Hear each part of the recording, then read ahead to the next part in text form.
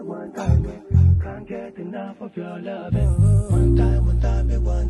watching Gail at Night. How is everybody doing? Good evening. Thank you all for joining me and welcome to Gail at Night. If you will, please, and if you're in the chat, press a 1 if you can hear me and you can see me, okay? I had quite a few people come through here as soon as this post went up, making comments in the chat. They're ready for this discussion. I hope they get back in here in time to give us their input. If you're in the chat, you can hear me and can see me, press 1 or let me know you can hear me and see me okay in the chat.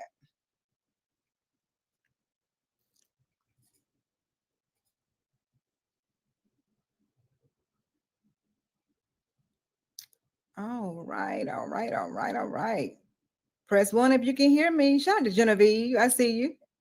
Okay, Genevieve Harris says I think it's a she, can hear me and see me. So I think Corey Hager, thank you for coming in as well. Shout out to Talk Hell Ladies Let's Chat. Thank you for coming through. Shout out again to Dallas D of Melanated and Candid. Shout out to Little Rock in the chat. Let's see, who are my early birds? Of course, we had Dallas D coming in. You know what I'm here for? I know you're here for this, sis. You ready for this conversation? Primal Study said it's been time for a long time. Absolutely. Shout out to Dallas D again. Melanated and Candid DNA Day 826. Mrs. MJ says, yes, it is time for mandatory DNA. Andre Hatchett says, definitely. I wouldn't say at birth, but definitely before the birth certificate is signed. Makes sense. Shout out to Dallas D again in the chat earlier. These are my early birds, came in ready for this conversation. I'm not sure if they're here now, but thank you all for coming through. Thank you all for coming in. Let's see who we got in here. KDH in the building. Thank you for coming through. Sandra living a full life. Thank you for coming through, sis. Hope you enjoy this conversation. Greetings, Wrench Turner in the house. Chris Jett. Thank y'all for coming through. Salute to Joe Ethereal. Thank y'all so much for coming through. We have a show tonight, y'all. Listen. Y'all know I quit YouTube every day. I quit YouTube every day.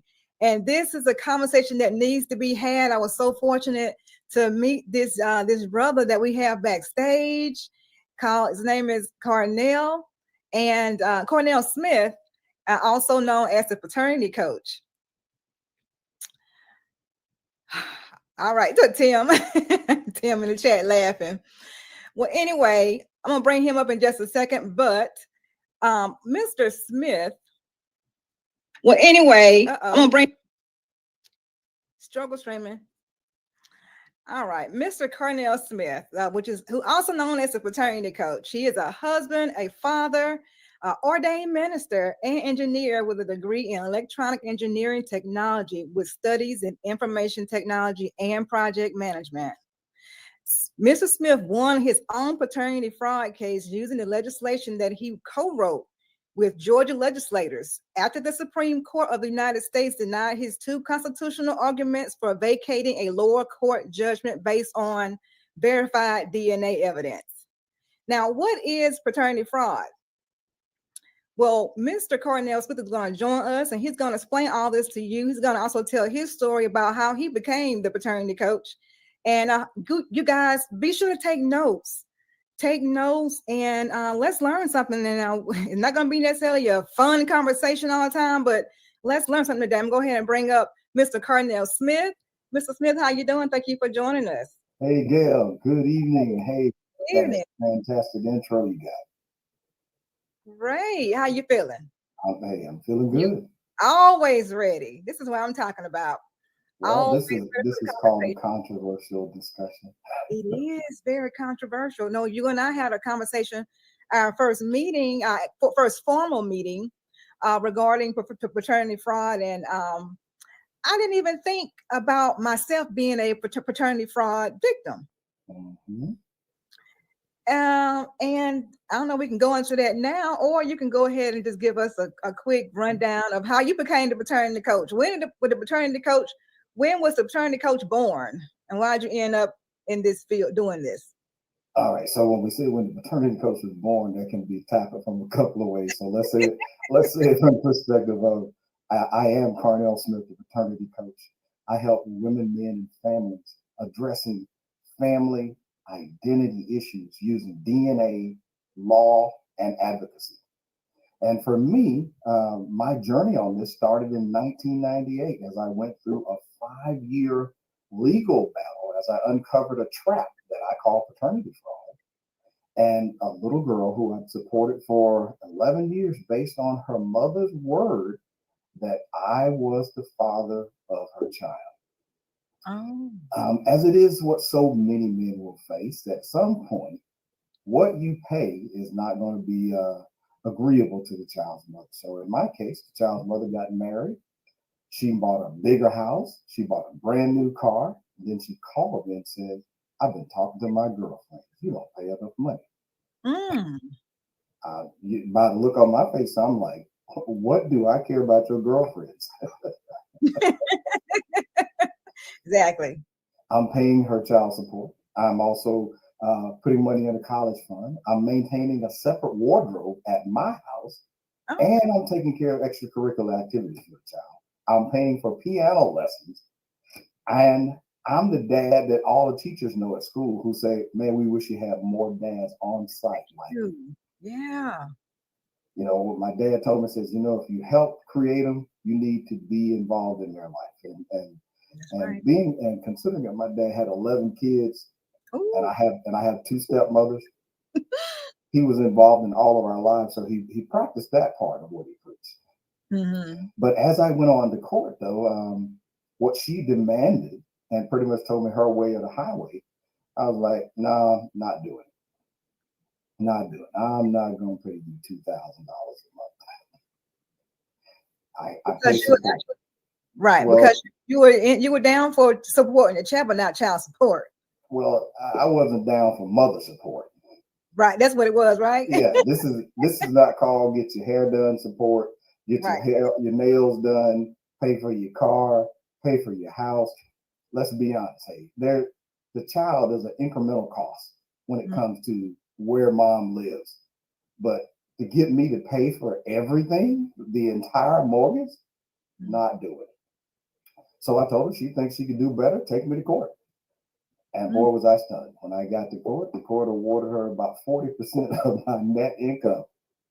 Oh, wow. Yeah. And that was causing an immediate problem. So I got a wife, a newborn baby at home. Actually, no, a newborn baby due any day. Okay. Wife and I've been married for 8 years. I've waited 8 years, and we planned our finances around that, and all that good stuff, you know, what responsible people should do. All right.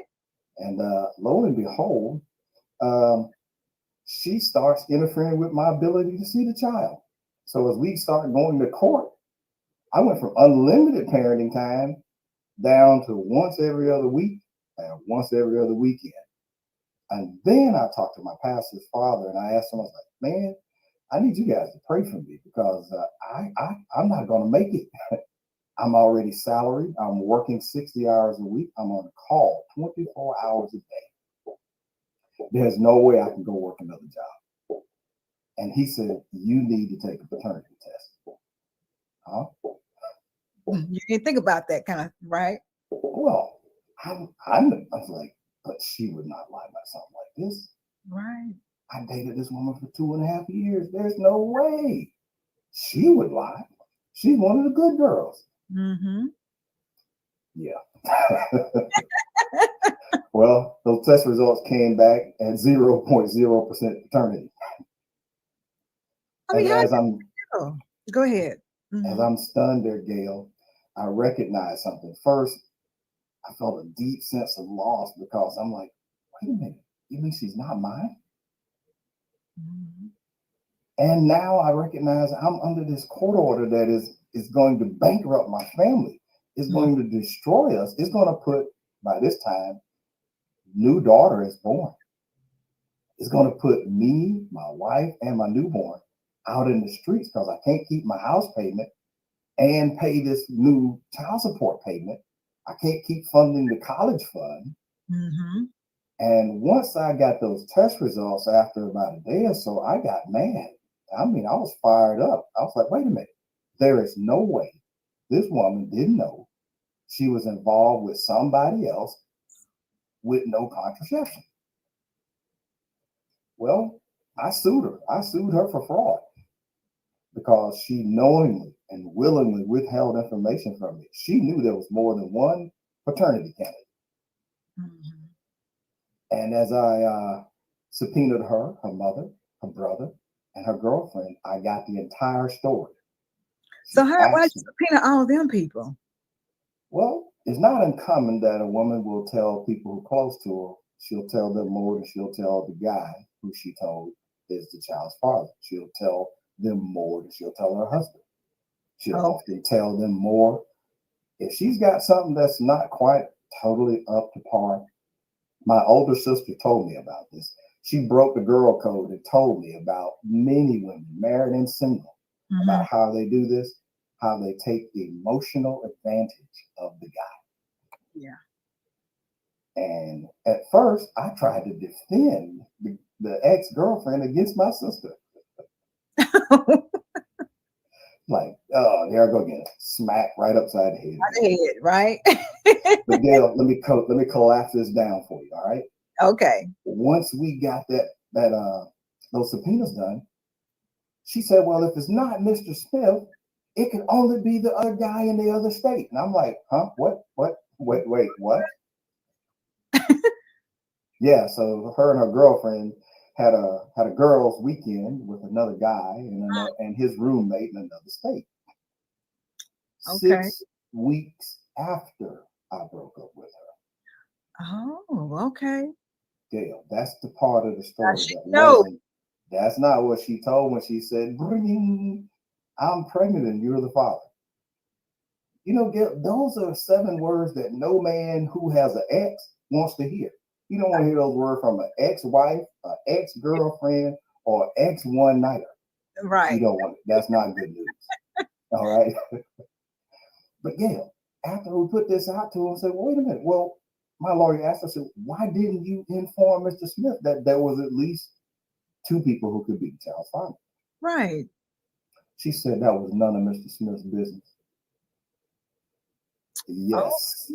Yes, Gail.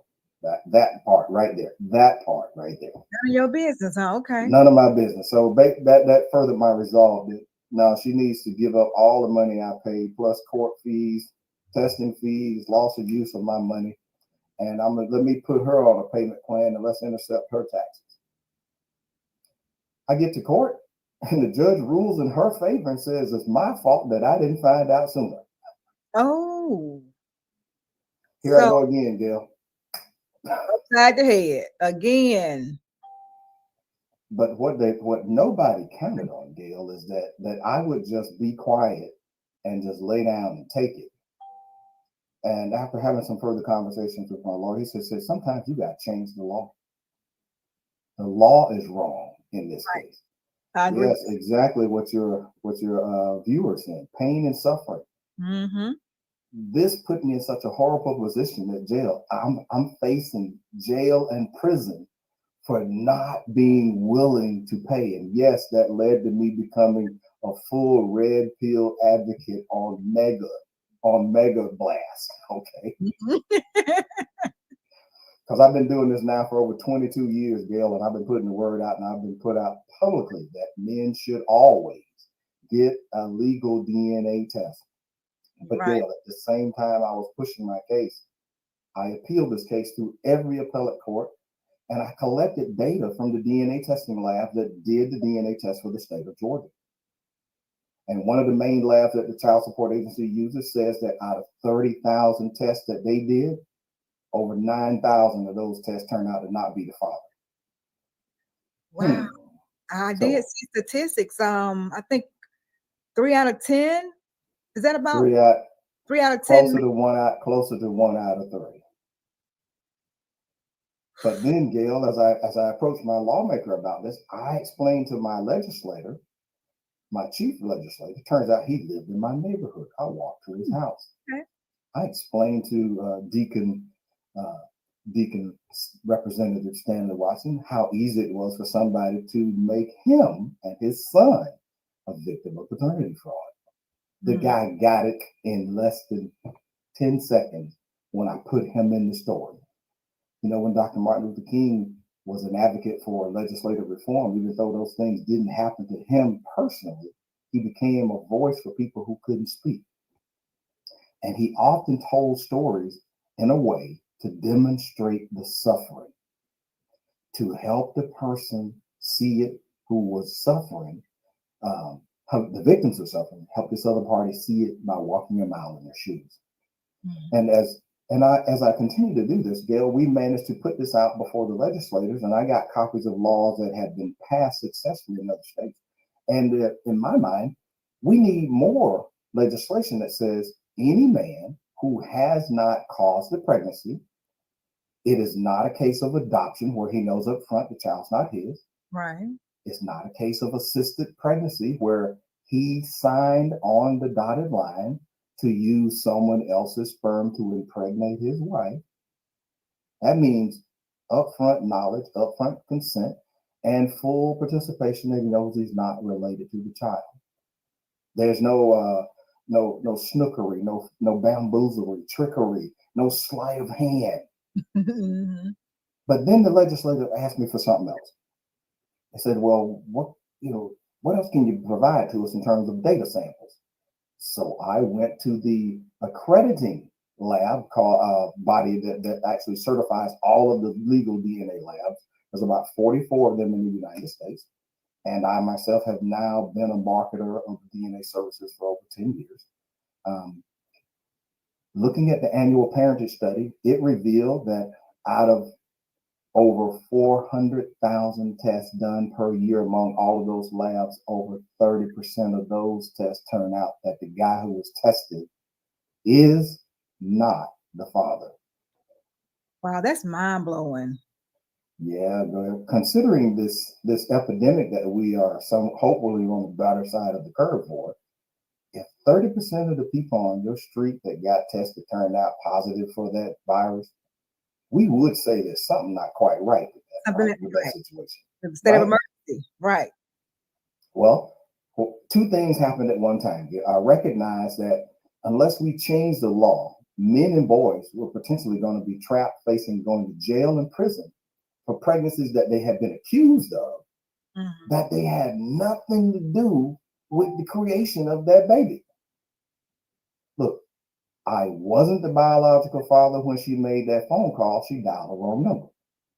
I was not the biological father when she said under oath, well, if it's not Mr. Smith, it got to be the other guy in the other state. However, it's not Mr. Smith's business, which is why I didn't tell him that there was someone else who was the child's father. You were easy access. Plus, you were, you're gonna do the best. You're gonna be probably the best father out of the other guy. Well, let's see. 6-figure salary, engineer. I was still in the entertainment business then. I had 6 crews of DJs. We were doing A&R promotions at the street level and the club level. I charged $200 an hour for corporate. I had a house. I had 2 cars. I got a pretty good idea how I became a better candidate than the other dude, but I don't know for sure. Look, watch this, Gail. I don't know for sure. Nod, wink. I'm not for sure that I was one of those guys that got picked just based on financial resources and capability. Yeah, wink, wink. But Gail, by the time I got this to the United States Supreme Court, and the Supreme Court called for 2 meetings on this, and I said, why don't we have a bright line ruling that the lower court cannot enforce these orders once there is DNA verified evidence that, I agree with Corey, became a target. Financial statement can make you a target. But 2 things are raised as a constitutional argument. One, once you have DNA verified evidence, that test result proves that the child's mother did not tell the truth. Exactly. And the question about the number of paternity candidates shouldn't be asked of the guy who signed a paternity confession, while you find out later the only person who had all the facts didn't reveal all the facts. Mm-hmm. So do you then enforce the order, hold him down, put your foot on his throat, rip his wallet out of his pocket, and tell him while you got that gun on his head, you're going to give up the money. And I don't care nothing about your wife. I don't care nothing about your baby. We don't care about you. You're going to be homeless. That's your problem. They don't care whatsoever. The second thing that I said, well, according to the law here, subject matter jurisdiction, the lower court shouldn't have any power or authority to continue to enforce an order because it was predicated on the assumption that I was the biological father. Mm-hmm. Yeah, once we had proven by 2 DNA tests that I didn't do it, this thing should have been over in 15 minutes. Right. Over and done with. That's in a story. Well, guess what? My legislators understood it so well that I got the entire House of Representatives support at 163 to 0.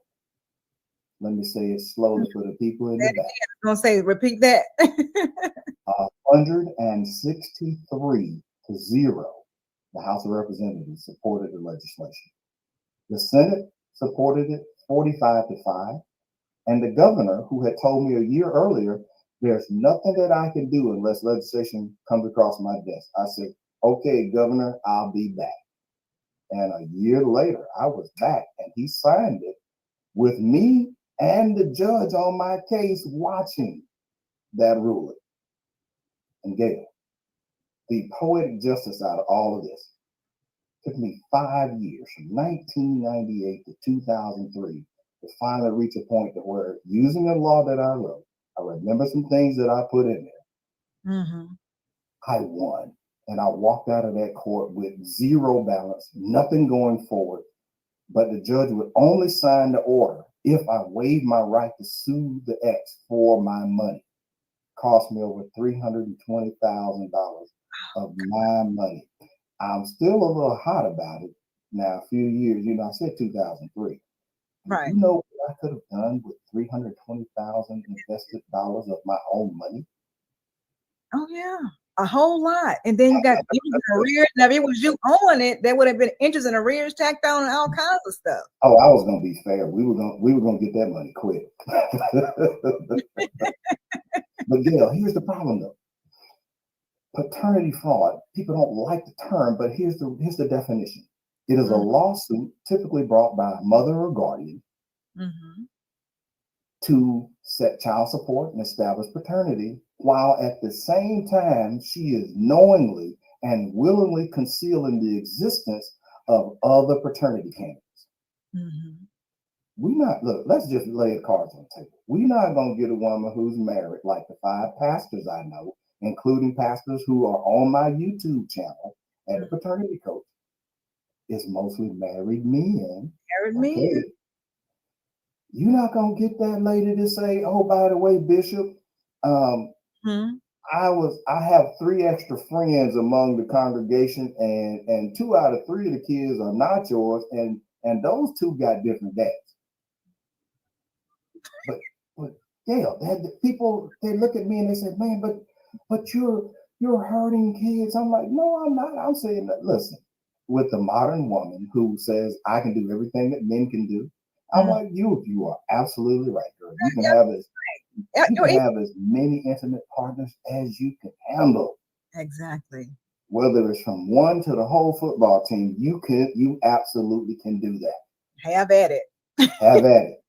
However, in your quest for equality, you also get equal rights, equal accountability, and equal responsibility. So we shouldn't take the child's mother's word about who's the child's father, because she's the person who has the most incentive to lie and hide the information. Right. So Gail, paternity fraud, knowingly and willingly concealing the existence of other paternity candidates while you're pointing at somebody else claiming that he did it. By the way, that is textbook definition of legal fraud, to knowingly conceal material facts. That's what I was going to say. It's paternity fraud That's legal. Yep, it's a legal trap. And by the way, the ladies in my business mastermind group says, you know what would be the right name for your book? They say it should be Trapped by Law. I was like, praise God, that's exactly what I'm gonna call it.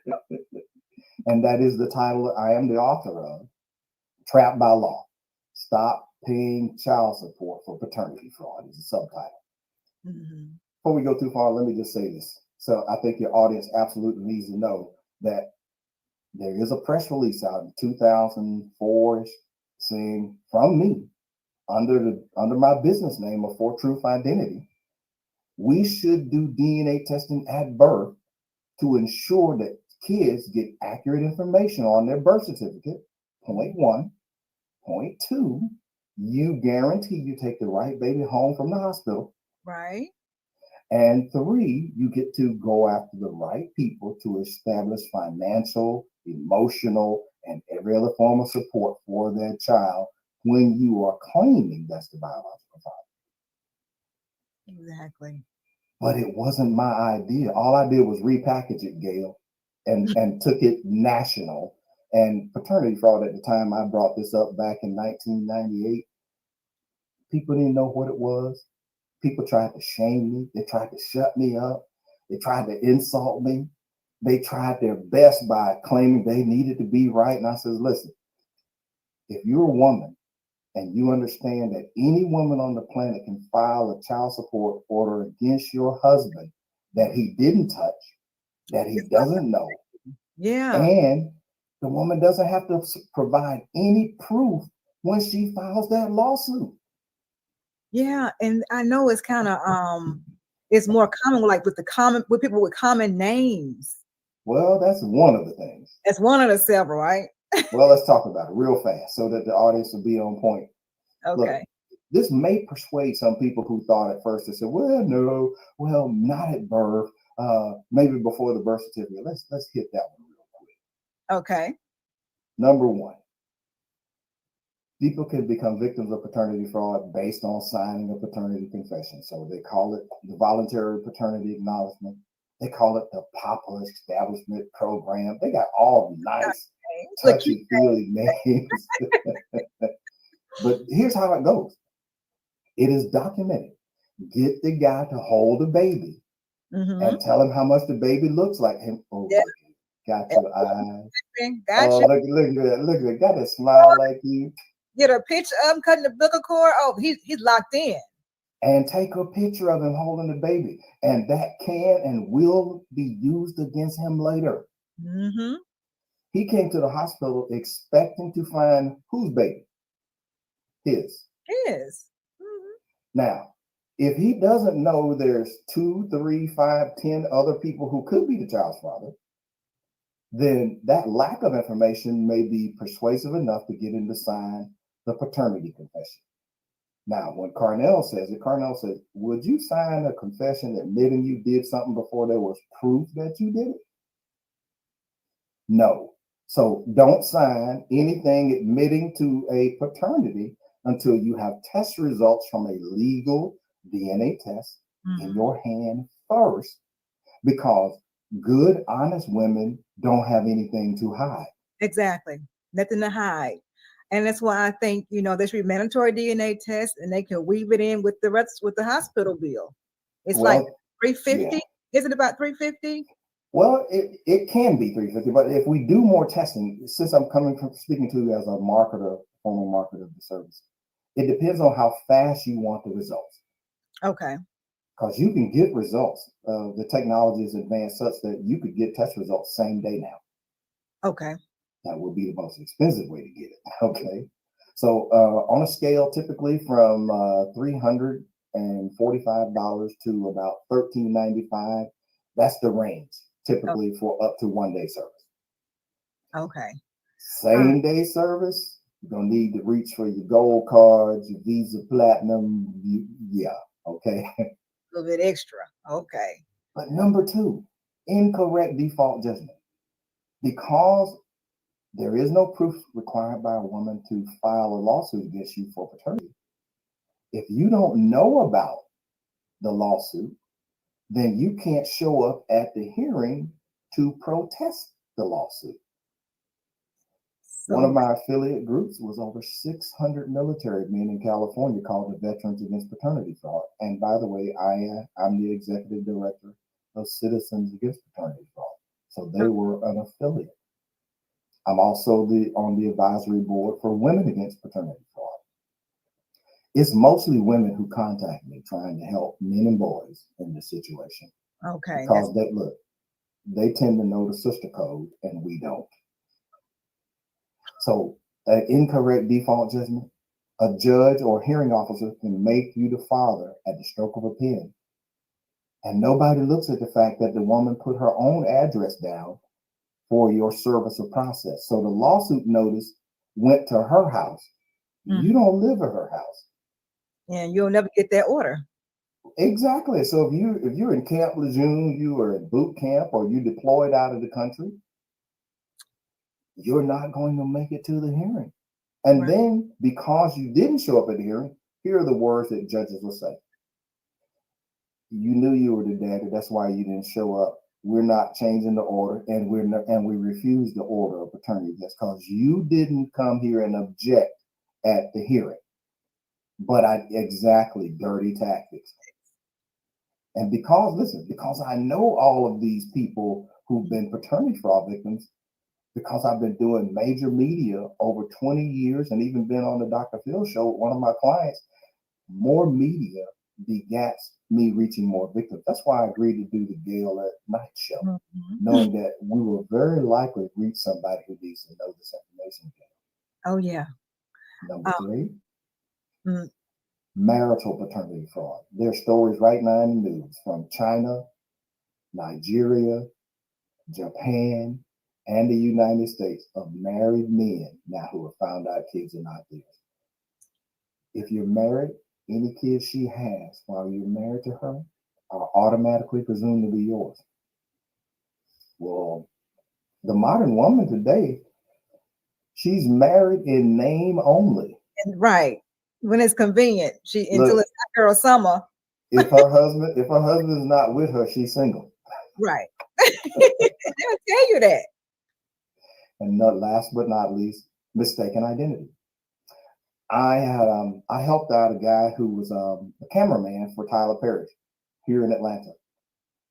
He had the same name as a young man who had a child support warrant out for him. My camera guy, who I did get him an attorney to help him out, all he did, Gail, was one day he's going to the airport to pick up a family member. He turned down the wrong street, and that wrong turn led this man to getting arrested, because when the cop ran his name, he found another name similar to his. And based on that, he went to jail for 4 days, Gail. And the more he complained, they started modifying the arrest warrant to match him. Oh, man. I got him an attorney. Listen, I knew how to solve the problem. What we needed to have the mother picked up and forced to bring her butt to court. And even though the warrant shows that my client was shorter and bigger, heavier by like 30 pounds than the guy listed on the warrant, they still put my guy in jail. Gosh. So you can be a victim of mistaken identity. Doesn't necessarily have to be a common, like my last name is Smith or Jones or Brown or Johnson. It could be something like Ezel. Okay, that's he's throwing shots now, y'all. Y'all, it's an inside joke. Shots fired. Shots fired. So, Gail, the person who I got the idea for doing DNA testing at birth was a woman who was the president of the American Child Support Enforcement Agency. And she said, it's not fair to make a married woman put her husband's name on the birth certificate when her boyfriend is the dad. Let me say that slowly. One more time. It's not fair to make the married woman put her husband's name on the birth certificate when she wants her boyfriend's name on the birth certificate. You should be saying, wait a minute, married woman, what boyfriend? Right. But the modern woman She sees nothing wrong that she may have one or more boyfriends. But in those states that have a law and countries that have a law, and you got countries like France that says you can't even get a paternity test unless you get her permission or you get a court order. Well, your chance of getting a paternity test is somewhere close to zero because she's not likely to volunteer consent, right? Exactly. So for those people who say that, Mr. Smith, you're being harsh and cruel and all of that, we shouldn't do DNA testing at birth. I got the idea from a woman who's the president of a child support enforcement agency. Nobody had a problem with it when it was her.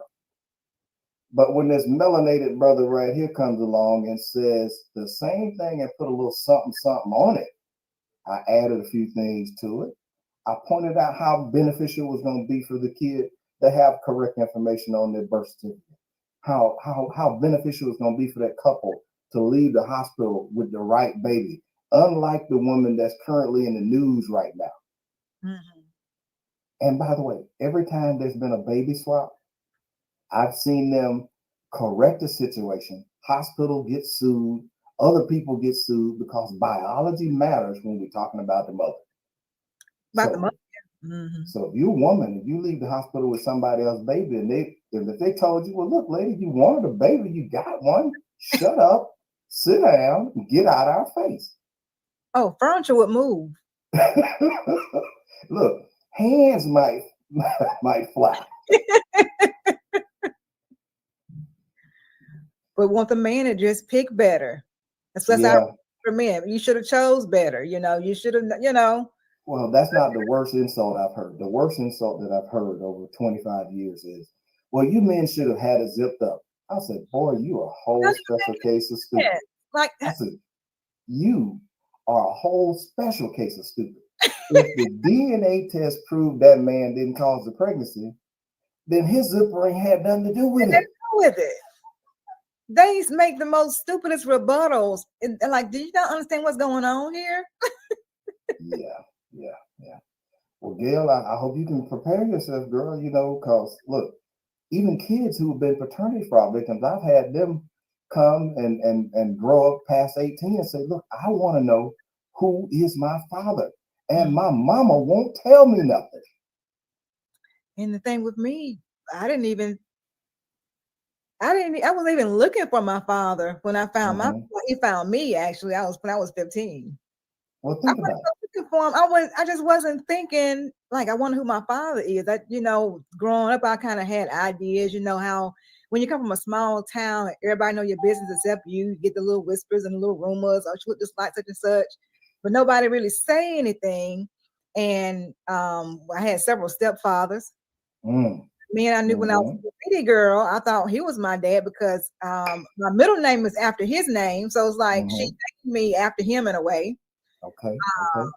But my father, and I was 15 when my father finally called me. He called me back when the phone book was in style. Oh, that's old school. That's old school, right? Before Google. Way before Google. But we didn't even have. We had typewriters then, I think. But I was living with my older sister at the time, because I was house to house. My mom was, my family probably watching. They're probably watching right now because I think one of them know I got a YouTube channel. But I'm not going to be silenced anymore because I have done that for them. Right, you are a victim.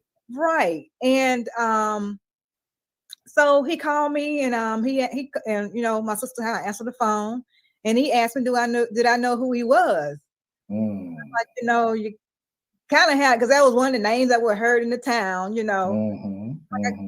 I got an idea, and so I let him tell me, say, I'm your father. I look just like the man with long hair. Okay, the cute version. You were the cute version of him. Yeah, the cute. My dad was pretty handsome to me, at least. All right. And I'm like, I kind of had an idea. I really didn't know. He's like, are you getting your money? And I'm looking like, I froze. Like, what you mean? What money are you talking about? Like, okay. And so that's the thing. I was getting child support all that time since I was a baby, but I was, we was with somebody else. So, anyway, long story short, he told me how to make the adjustments to get so I can receive my own money. Okay. But unfortunately, 3 years later, he passed away. And so, but like I said, I will say this: when I met him, I got a chance to have a relationship with him as much as we could. Sure. About 2 years later, he, said he had stage 4 cancer. Stayed with him some weekends, stayed with him sometimes through the week. And it was so off in the country, and so far off in the country, it was still a small town, so we still would go to the same school. But it was so far off in the country that the bus ran, it was still dark. Wow. But I didn't care. I wanted to spend time with my dad, so I stayed there for the week. And I, when he got down on bed rest, I took him to the nurse got there. I got on the bus to go to school. I got on the bus from school. My nurse came out. I went in. Wow. And but yeah, that it was priceless. And I think I know that he made the best of those 3 years. I can say that. I can say that. You got cheated out of 15 years.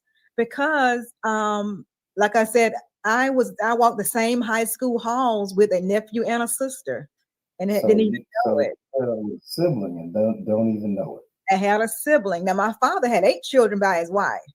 And I was the outside child after they split up or whatever. But for a while they didn't accept me. And thinking back as an adult, I remember those times my mom used to call her house and be real messy.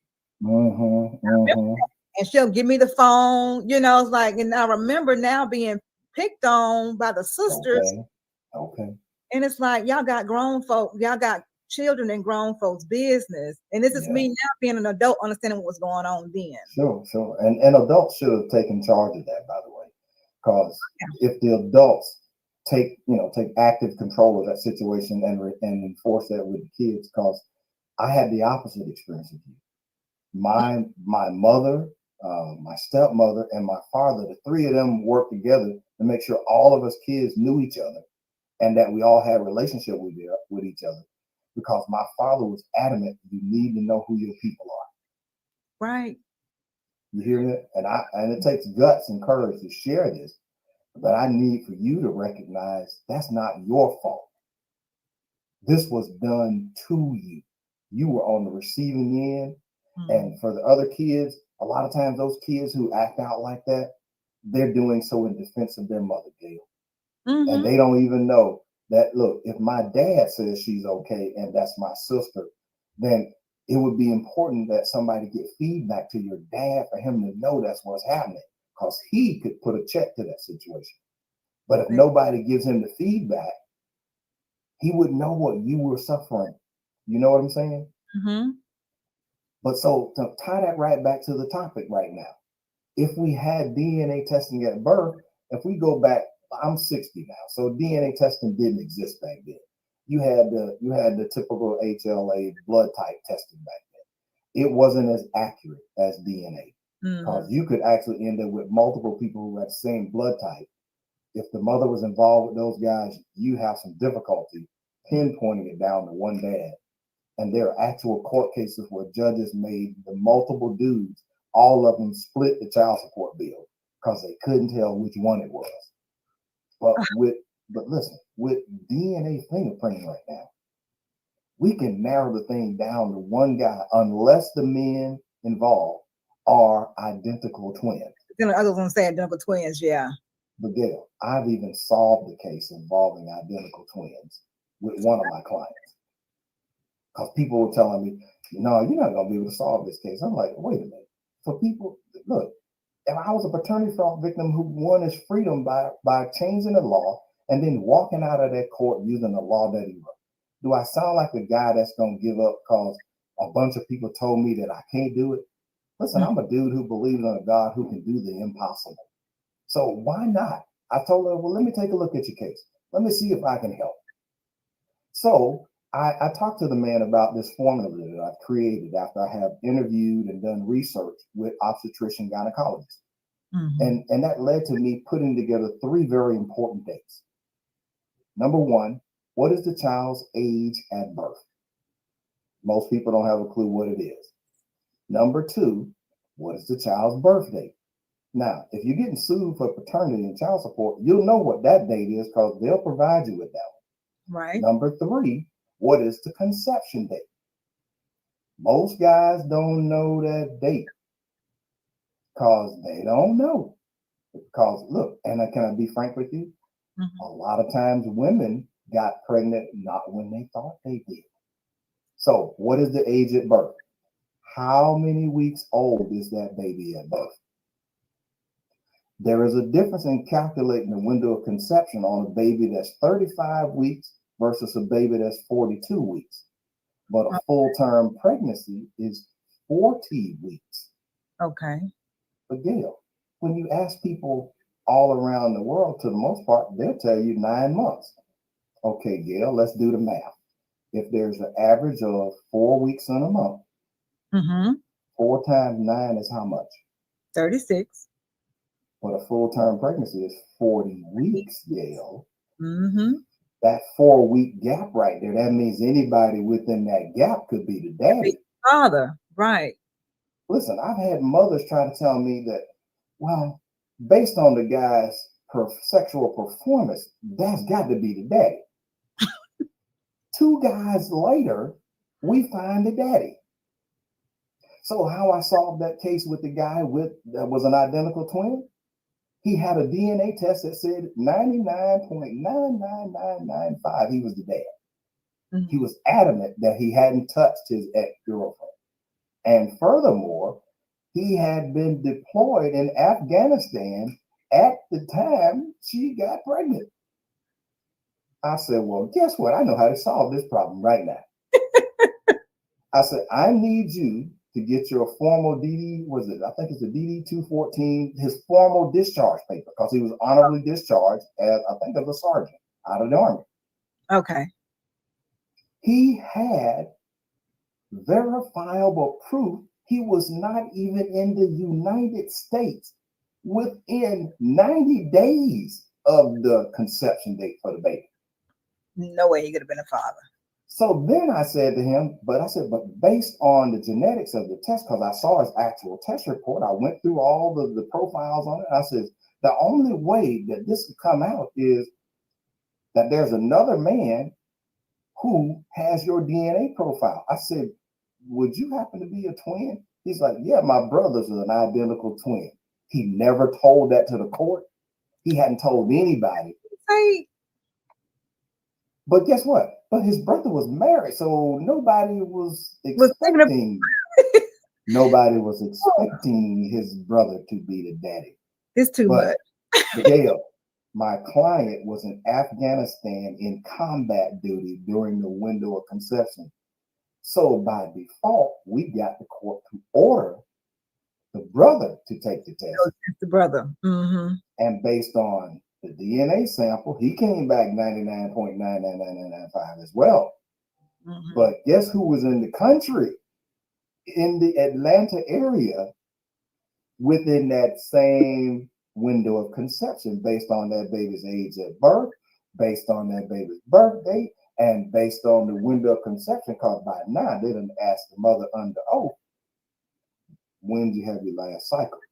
Mm-hmm. Based on that cycle time and your finding out you're pregnant. Those 3 pieces of information right there zoomed right in on one guy. On that one other brother. And my client got to walk out of court, Gail, singing the same thing I did. Free at last, free at last. Thank God Almighty. I'm free at last. Oh, man. Oh, it's too much. But if we did DNA testing at birth, why am I saying this? We are not going to get 100% of the mothers to tell the truth, because some of the mothers do not even get pregnant when they think they did, because they have serial relationships, meaning she ended a relationship one with another guy, and within 2 to 4 weeks, she was in a relationship with the second guy. The second guy thinks he's the daddy. Because she with him at this time. Exactly, but she was already pregnant from the guy she broke up with. Mm-hmm. And that's why we end up saying you have to know these 3 things: age at birth, birth date, conception date. I put all of this in my book because I want people to teach this to their sons. Look, you don't sign the document. Shall I say again? We can get your book on the your link. Yes, on the link. My book is on Amazon. By the way, it when I released it in ebook format, it hit #1 bestseller in I think 3 categories. Let's see, family law, short read, and something else. And what that showed me was there's an interest for the topic because I want to inspire more people to become advocates. And I also believe we need more men to get involved legislatively so that we can protect our men and boys from things that are patently unfair. Because there are 4 major false allegations against men and boys. Paternity is only one of them. There's false allegations of the R word. R word, yeah. False allegations of domestic violence. False allegations of sexual assault. And if you got a son that's about to go to college now, you better teach that boy right quick. If the girl is drunk or high, don't touch her. Right. You almost need to have the person you're going to have a relationship with sign a consent document in front of a witness. You get a copy and she get a copy. But those guys who don't know what red pill content is and what it means to be cognitively and intellectually aware of your surroundings at all times, one mistake on a false allegation, you can find yourself kicked out of the college, arrested, can't get into another college, and until he gets some legal help, he won't be able to do a thing. And yes, it's not rare.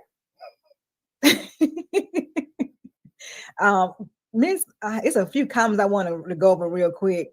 And Miss Luna made a very good comment, but she says men got options, 2 types of vasectomies, incision method and the no scalpel, no cut method. Men will be weighing in and not go the route of DNA testing, especially since Roe versus Wade medical document. And we remember we mentioned before, I think, that how women can put anybody's name down as regardless if you have a vasectomy or not. Listen, I got clients who had vasectomies, and they had them verified by their urologist that he was still at 0%. Didn't stop the mother from filing the lawsuit. She can still file the lawsuit, right? So while the viewer is correct that there are 2 options, and I personally I subscribe to the no scalpel because as a participant, I can tell you it's effective. It's highly effective, and it doesn't change your voice and don't make you end up sounding like Michael Jackson afterwards. That was stuff. So, I've heard all kind of reasons that guys object to it. But the point is, there's no requirement for the mother to submit proof at the time of the lawsuit that whoever she's pointing the finger at actually caused her pregnancy. So since that's not a requirement, and there are even right now in the news, there are women who are leaving the hospitals with the wrong baby. Now that situation gets corrected based on biology. I know eventually this is going to get worked out for this lady using DNA match, footprint on the baby, blood matching, all of those things. There's 3, but the most accurate one of all is the DNA. So vasectomies don't keep you from being exempt from paternity. You don't have to know the mother. She can put your name down. Look on YouTube and look at the guy named Carnell Alexander. We got the mother admitting under oath she lied. She said so on the news camera. She put Carnell Alexander down, and then the process server lied, saying they served him in person at his daddy's house. He was currently in custody at a jail. He was one of the easiest people to find if you wanted to make sure he knew about the lawsuit. He didn't know 2 years later after he got out of jail at a traffic stop, and the officer said, I got a warrant for your back child support. And the woman admitted on oath, she said, they told me at the child support office I couldn't get my check if I didn't put somebody down. And she put his name down. And by the way, she was not convicted of perjury or falsely submitting information to the government to get the benefits. Now, Right. how do you excuse that? Right. Senator was saying that in the state of Tennessee, a man can't sign a birth certificate until DNA testing first if they're not married. But that's what we were saying before. The married men have it the worst. So if I'm a married man in Tennessee, and by the way, I'm familiar with that legislation being proposed. I'm not sure if it's passed both bodies of the legislative bodies and signed by the governor there yet. I know it was proposed. The group who was some of the lobbyists for that bill contacted me about how to support the legislation. I said that's a great first step. Problem is, it discriminates against the married men. And if I'm the married men, I would challenge to have that bill either expanded to include all men and boys, or vacated because it is unconstitutional and it is denying equal protection to all of the men. Because otherwise, you're trying to make it seem like all the married women tell the truth. Go look at my YouTube channel and you'll see most of the paternity fraud victims are married men, because women make more money as a married woman off of paternity fraud than a single woman do. Got the alimony, the child support, No fault divorce, alimony, property rights, and many cases they assign a legal bill to the husband. A lot of men who are saying I'll never get married again, those guys have been through divorces that they didn't want, that they didn't file. And the modern day woman, she is the primary person filing for divorce. She's the primary person destroying the family. And a lot of them are trying to get back in the sexual marketplace because she thinks she can do hot girl summer now. And she in for a big surprise when she get out there. I had another question. Let me see. Well, this Nimrod was saying that in Jamaica is requirement once she goes to child support, DNA is mandated before any action is taken. That is awesome. That is awesome. That's because a lot more of the Jamaican guys are been jacketed, right? That's the term they use. Jacket, right? right. But look, what happened? Public awareness on paternity fraud led to more DNA opportunities, and labs started promoting their services and expanding in Jamaica and other countries. And guess what that revealed? The Jezebel spirit is alive and kicking. Yes. And then when the DNA test reveals, wait a minute, mama, you didn't tell the truth. She's like, well, why did he do this test without my permission? Why did you do this? Then she tries to shame the guy. She tries to insult the guy. The sign language. And tries to guilt trip the guy but now ask her, wait a minute, hold on, Cupcake. Brown skinned Karen, light skinned Karen, whoever you are. How come you didn't just say, well, husband, there's 5 people that could be the daddy besides you. And to make sure that little Junebug or little flower girl is yours, we're going to do the paternity test up front because I believe in truth and honesty and fairness. And any woman who won't say that and take that test up front, guys, you need to be suspect of it. Definitely be one of those first date questions. How you feel about paternity tests at the prenups? How you feel? Prenups and DNA. Go ahead. I mean, you're serious about getting married. Those are like, hey, what's your name? What's your, all that there. Okay, now let's get to the nitty gritty. How you feel about paternity? How you feel about paternity tests at birth? How do you feel about, and we spoke about the paternity test, that there's a bill that they're looking at to pass where paternity tests, well, not paternity tests, but where men can be sued for child support while the woman is pregnant. Yeah, some brilliant person in Georgia, in fact, my state, came up with that idea because, they wanted to make, instead of it being a burden for the child support agency and the taxpayers, let's be honest, the child support agency is funded by taxpayer dollars. Exactly. And rather than put that burden on the taxpayers, they said, well, we're going to need to go ahead and start supporting these mothers during their pregnancy. Now, mind you, there's over 30 options that women have to be able to not carry term, not count the A word if she don't want to. Exactly. So Roe versus Wade doesn't affect them other choices that she has. So women make a unilateral decision, meaning if dad wants to have the baby, he ain't nothing he can do to make her have that baby, even if he's married to her. Mm-hmm. He don't have, his only option is to get rid of her. That's his only option.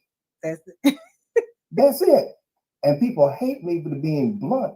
But you know what? A whole lot of men over the years said, man, I'm glad that you give it to me straight with no chaser. I can work with that. I can appreciate that. And the RP, look, in the red pill community, they prefer to give it to them straight. Mm-hmm. Because what? Because then they can make an informed decision based on the facts. They don't want you to lead them on emotion and feelings and, you know, puppy dog tails and rainbows. I'm like, hold on, man, put the kumbaya track down to the side for a second. Before you're going to get a penny out of me, before you're going to get my name on a documented business, I know we married, but however, I need verification. I trust, but I verify everything. What? You want me to sign? No, I don't do that. I'm sorry. That's why I got car insurance and home insurance. You know, I don't expect anything to happen when I go. I know how to drive safely, but just in case.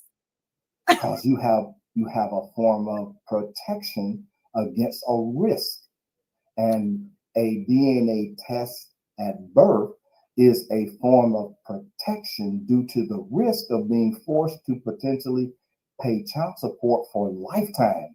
Because if that baby is born and is mentally or physically challenged and unable to become a fully functioning adult, you will pay for the rest of your life. It's not just 18 to 20 years. Right. It is a financial risk at life. And by the way, it increments, meaning there's a child support adjustment that comes up every 2 to 3 years. So if you're making more money now to compensate for what you're getting hit over the head with, because in my case, being sued for $1,800, well, if my salary's gone up over the years, but every 3 years, the child support is going up every 3 years, then a person who is paying $3,000 a month, like my client who was on Dr. Phil with me, $3,000 a month over 18 years at 10% interest is way over $300,000. When presenting it that way in straight RP fashion to the guys, and I said, now look, when would you rather find out that this was a pregnancy you didn't cause? Up front, before you had any investment in the game, or after 18 years and the kid gets in your face and says, chump, mama played you good and we ain't giving nothing back. And there actually is a case where the kid told the guy to his face, you a sucker.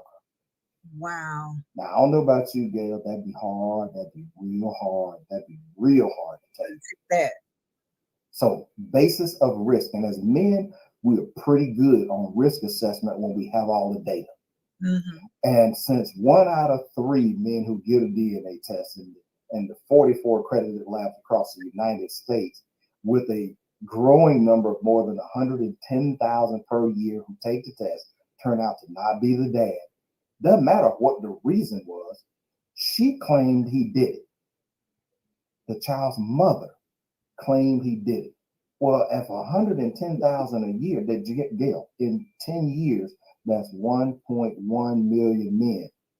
And since I've been doing this over 2.5 decades, Gail, we are up to over 2.2 million men and boys that we know of. That means the rest of these guys who haven't taken the test yet, you're at risk. And Carnell Smith, by the way, because people tried to shame him, tried to insult him. This is, well, how do you know that newborn baby with your wife is yours? Listen to what the virtuous, honest man will say. I'll take the test because I got nothing to hide. My wife took the test with my pastor and my pastor's wife as witnesses, and I am over 99.9999. We're talking like less than 1 in 3 billion. That baby's mine. That's a good But fit. it also proved she was the biological mother. Exactly. And I got peace, Gail. You hear me? Mm-hmm. Men, by and large, they want peace. They don't want to have to do combat duty at home with a combative, ill-tempered, foul-mouthed woman at home who thinks that it's all about her. But these ladies who are out, okay, ladies, that's giving too much credit. Okay, the females who are sometimes married and out there running the streets who say that I'm married when I'm with my husband, but when he ain't with me, she's single and available to mingle. Single as a dollar bill, they say. Now, while it's comical to say it, Gail, this right here is the kind of stuff, this topic right here, by getting this information out there, it's going to help keep somebody's son, grandson, husband, boyfriend out of a trap. Because my older sister, she broke the sister code to me, so I wrote a dedication to her in my book.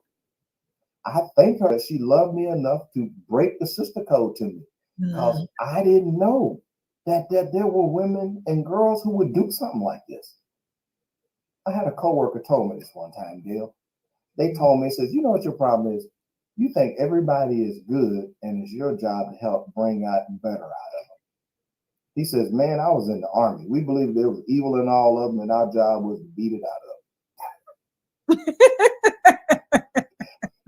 So now I'm somewhere in the middle, Gail. I believe everybody has the potential to do good and everybody has the potential to do evil. Bad. They make a decision. But I gauge on your actions now, Gail, not on your words. So what we do in the red pill community, we tell the fellas, don't believe what she says. You got to watch what she does. And you need this paternity test because you and the child need to know what the truth is. And you can't rely on her, because look, if she has her fingers crossed behind her back and she thinks she's immune from telling the truth because she's got her fingers crossed behind her back, well, you can't take her verbal representation. 5 pastors who I know, that means the first lady of the church ran the same scam on the pastor as the girl whose nickname is Trick Daddy. Well, she'd be Trixie. My bad on that one. Yeah. Great Pill Podcast, we're asking when did it take place? Your daughter was what, 12? My ex's daughter. Your ex's daughter was 12 at the time. She was 11 when I found out. And then her mother cut all contact. And then as we had a conference, I said, listen, my family and I love your daughter. Can we still have a relationship with her? That's honorable. She said, not unless you stay under this court order. And you will have to pay for supervised visitation. I said no. I said no to all of that. I said, are you sure? Because there's no way I'm going to agree to those terms and conditions. I wouldn't agree to stay under a court order for 10 cents a month. Because if you agree to anything, then the judge can turn right around and say that's not in the child's best interest and raise it up to whatever the judge sees fit. And by the way, it is not uncommon that children's mother use the child support to benefit her more than it benefits the child, especially when you get someone like one of my clients who was paying $320,000 a month for child support. And guess what, Gail? He took the paternity test on the 5-year-old, billionaire, multi-billionaire. He turned out he was not the father.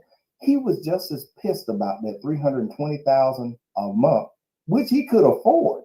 It was the principle that his wife lied to him. He didn't like it any more than those married men you're going to see on my YouTube channel on the Paternity Coach. So with DNA testing at birth, all men and boys will get something they don't get today. They get all the facts up front. Then they can make an informed decision about his participation right there. And for a lot of guys, Gail, this is what the modern woman has to understand. A lot more guys are going to hear about this kind of content, this interview, and they're going to say, man, I got nothing to lose to take that test. Nothing. says, Karen, Cupcake, you better hope these test results come out. I'm your baby daddy. Because if I'm not, you're going to have to go move in with your baby daddy. Mm-hmm. And all my house, my cars, my financial resources, my insurance and all of that means you are no longer eligible or you're not my responsibility. I tell men and boys this. You should only be responsible for kids that are yours and those that you formally and legally adopt. If you didn't do one of those two things, then you should never be responsible when you've been hoodwinked, you've been bamboozled, you've been snookered, Right. you've been fugabooed, you've been tricked. Right. The court shouldn't be enforcing that. The court should be correcting that. It should be, how fast can we get this man out? Get him straight and make you whole. It seems like common sense to, once the man found out he's not the father, the court turns it around and sues the mother for the out of back child support that the man paid. Well, but that doesn't happen even in criminal court, because that's called restitution, Gail. What you have to do is you have to make a legal claim, right? Mm-hmm. But guess what? On the books, there is laws against welfare fraud. There's laws on the books against Social Security fraud. There's laws against committing fraud against a public agency in pursuit of benefits. There are more than 15 forms of specific statutes on the books. So I say we need to have paternity fraud as a criminal statute, because we're not talking about $15 a month here, unless she was dumb enough to get pregnant by Pookie and Ray Ray. You're right. Now she get pregnant by Pookie and Ray Ray. That's the result of her choice. She gets right. Okay, she get what she get. But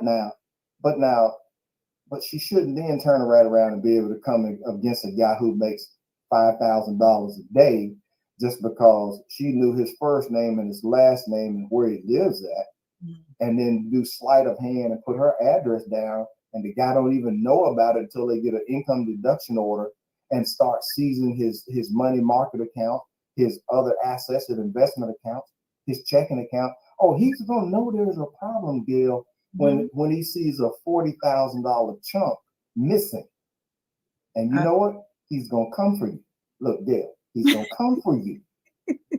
But what he's gonna really be pissed about, that they're gonna tell him, ain't nothing you can do about it, bro. You didn't show up at court. Gail, this is so upsetting that we did a survey among men and boys who've been affected by this issue.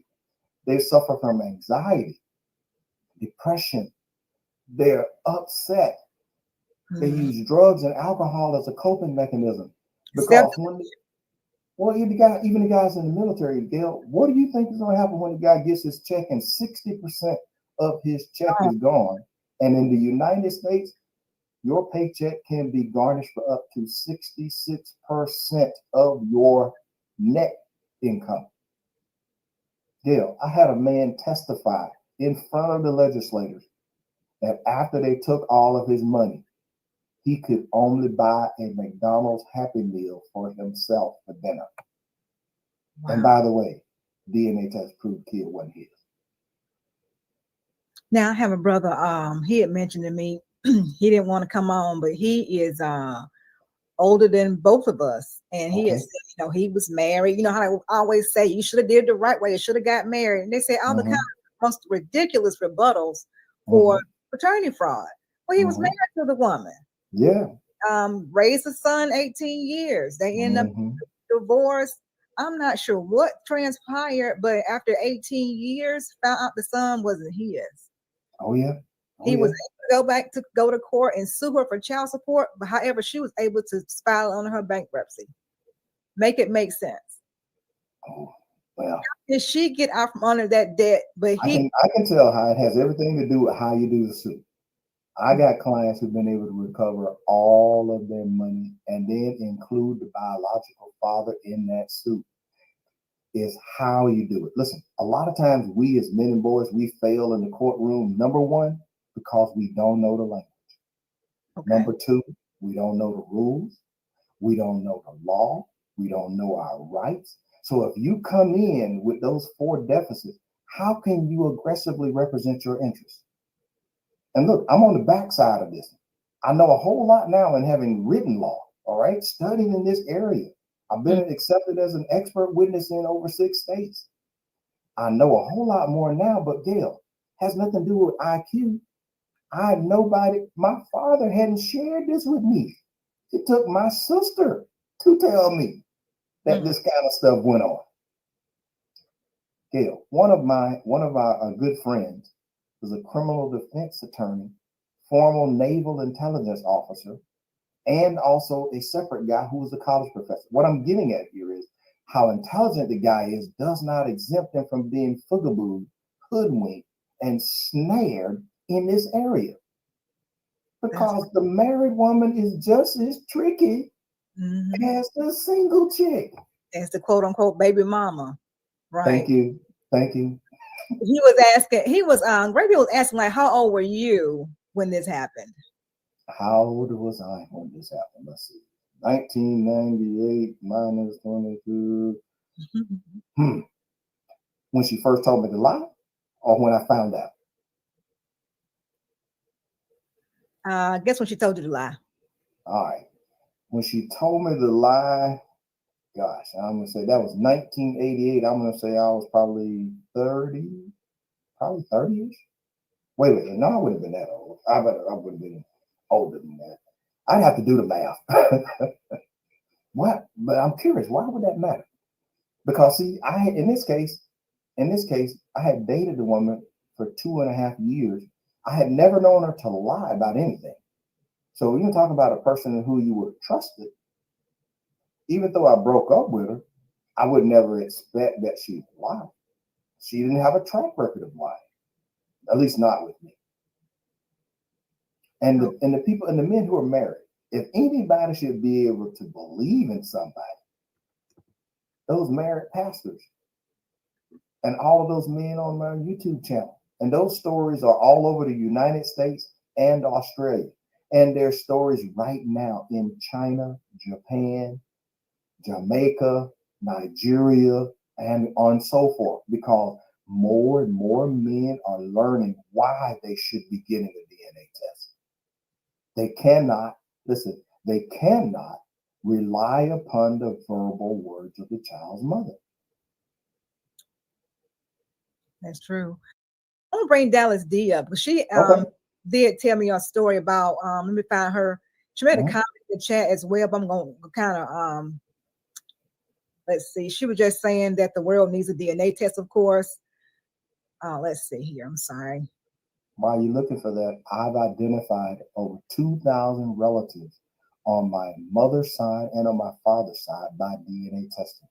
I've done this through Ancestry.com and MyHeritage.com, and I've helped family members in my family who didn't know who their fathers were. I've helped them identify their fathers through my DNA samples. Oh wow, that's amazing. And look, and one of the young ladies got to meet him and spend time with him for her first Christmas, and she was an adult. Oh, that is so nice. And y'all have family reunions and stuff. And we have family reunions before this virus thing. We have family reunions every 2 years. And our family's documented on my father's side over 11 generations back to slavery. And that's rare for us to be able to trace our family, because a lot of them we don't even know who our father is, for one, let alone grandparents. So to be able to trace your lineage back so far that's amazing. That's, like I said, it's very rare that we were able to do that. But I'm gonna go ahead and I can't find Dallas D's comment, but she did mention about being born in a segregated hospital. But she's gonna mention her story as well as to why DNA testing at birth is so important for men as well. And we're also doing well, she's gonna explain what we got going on, what we got coming up. Shout out to Dallas D. Hey Dallas, how you doing? I am great. How about you, Gail? Good. How are you? I am fantastic. And how about you, Mr. Carnell Smith? I'm doing well, Dallas D. How are you? I am great. I apologize for not having the camera on, but it's a Saturday night and I was not dressed for the occasion. So my apologies for that. All right, no worries. So how can we help? So one of the things, first of all, I do want to say thank you so much for telling this story. Me and Gail have talked, and I've talked to a lot of people about paternity fraud and things of that nature. And it's important to have this conversation, especially now where you have so many states that are talking about introducing what I call clump of sale support. Because prior to the road decision, y'all considered a clump of sales. Now all of a sudden you need support for this unborn child. So with that hanging out, above everybody, it's important that we have this DNA conversation. And you brought up a lot about fraud. And I think one of the bigger problems is we don't want to have the conversation about paternity fraud. I don't think anybody wants to believe that this child is not mine or that these parents are not my biological parents. But one of my issues is that this is not just about men being stuck with child support for children that are not biologically theirs. There are so many reasons why the world needs a DNA test. As I was telling Gail, in 1976, I was born in a segregated hospital. I just happened to be extremely light-skinned. I had red hair, freckles, and gray eyes. So there was an exchange of me in the hospital, and during the exchange, the nurse didn't know that I came from that side of the hospital. So they put me with the other babies. So that right there is reason enough alone to want to have to get a DNA test. And luckily we got a DNA test. I know who my mother is. I know who my father is, 100%. So it's not just about paternity fraud. It's not just about whether or not you have reason to believe that your mother has lied. It's not just about whether or not you have reason to believe that, hey, this child doesn't look like me. This child doesn't have any of my traits. There's so many horror stories out there about people who had no reason to suspect that this child was not mine. There's a story on Netflix called Our Father. It's about a doctor. He was a gynecologist and a fertility doctor. And he impregnated almost an entire town. They found like 90 siblings that they didn't know about. So there's so many reasons why everybody should want to get DNA tested. And one of the things that me and Gail and a couple other people were working on, like I said, and I'm glad y'all having this conversation, is having a national DNA test day. The states are not going to mandate DNA tests at birth. It's not looking like that's going to happen. So we've got to take this control into our own hands. And I say on 8/26, the reason why 8/26 is because 8/26 is National Women's Equality Day. What better way to start this? What better way to have the equality conversation than to remove that mama's baby, daddy's maybe, and to know for a fact that this is your child? That's the best way to start this equality conversation. So on 8/26, every man needs to either make an appointment to get a DNA test with his children or go stand in line at a CVS, at a Walgreens, and go pick up you a DNA test kit. But not just men. Like I said, children need to go too, because there are so many horror stories out there of, people have no reason to suspect that there's anything wrong, that this isn't my biological parent. So everybody needs to get a DNA test. But how do you think, the question I have is, with them introducing the bills with the unborn child support, with the Bradley Amendment in effect, how is that going to impact people that are put on child support at conception? You've got, say you've even got the DNA test, because it's possible to do that during the pregnancy. It might be a little risky and costly, but it is possible. So let's say you've done that. Let's say you've proven that this child is yours. So now you've been placed on child support for this child. Because the Bradley Amendment says that there are no retroactive deductions in child support once they determine what the order is going to be. What happens if you're placed on child support at, let's say, month 2, she miscarries at month 7? Will the Bradley Amendment force you to continue to pay child support for 18 years because they deem this is what your child support order would be, and there are no retroactive reductions once they determine a cost? Okay, all right. First, I support the 8/26 idea. So you go public with it, I'll endorse it publicly. All right. So that's what's up. On your question about the Bradley Amendment. So one, the Bradley Amendment was created so because there used to be a time where men would retroactively, they would do forum shopping, and they would go find a judge who was sympathetic to them and get that child support retroactively modified and reduced to almost nothing, or in some cases nothing, and the mother would essentially end up with nothing to help support her and the children. Now, I don't see where the Bradley Amendment is going to be a negative impact, because what I've asked at these legislative meetings is, we're okay with women being wanting to go forward with getting some support, but it needs to be based upon verification, who she alleges and accuses, because it can't be relied on her word only. We got too much data on our side that says over 110,000 men and boys tested per year are proven right now to not be the biological fathers.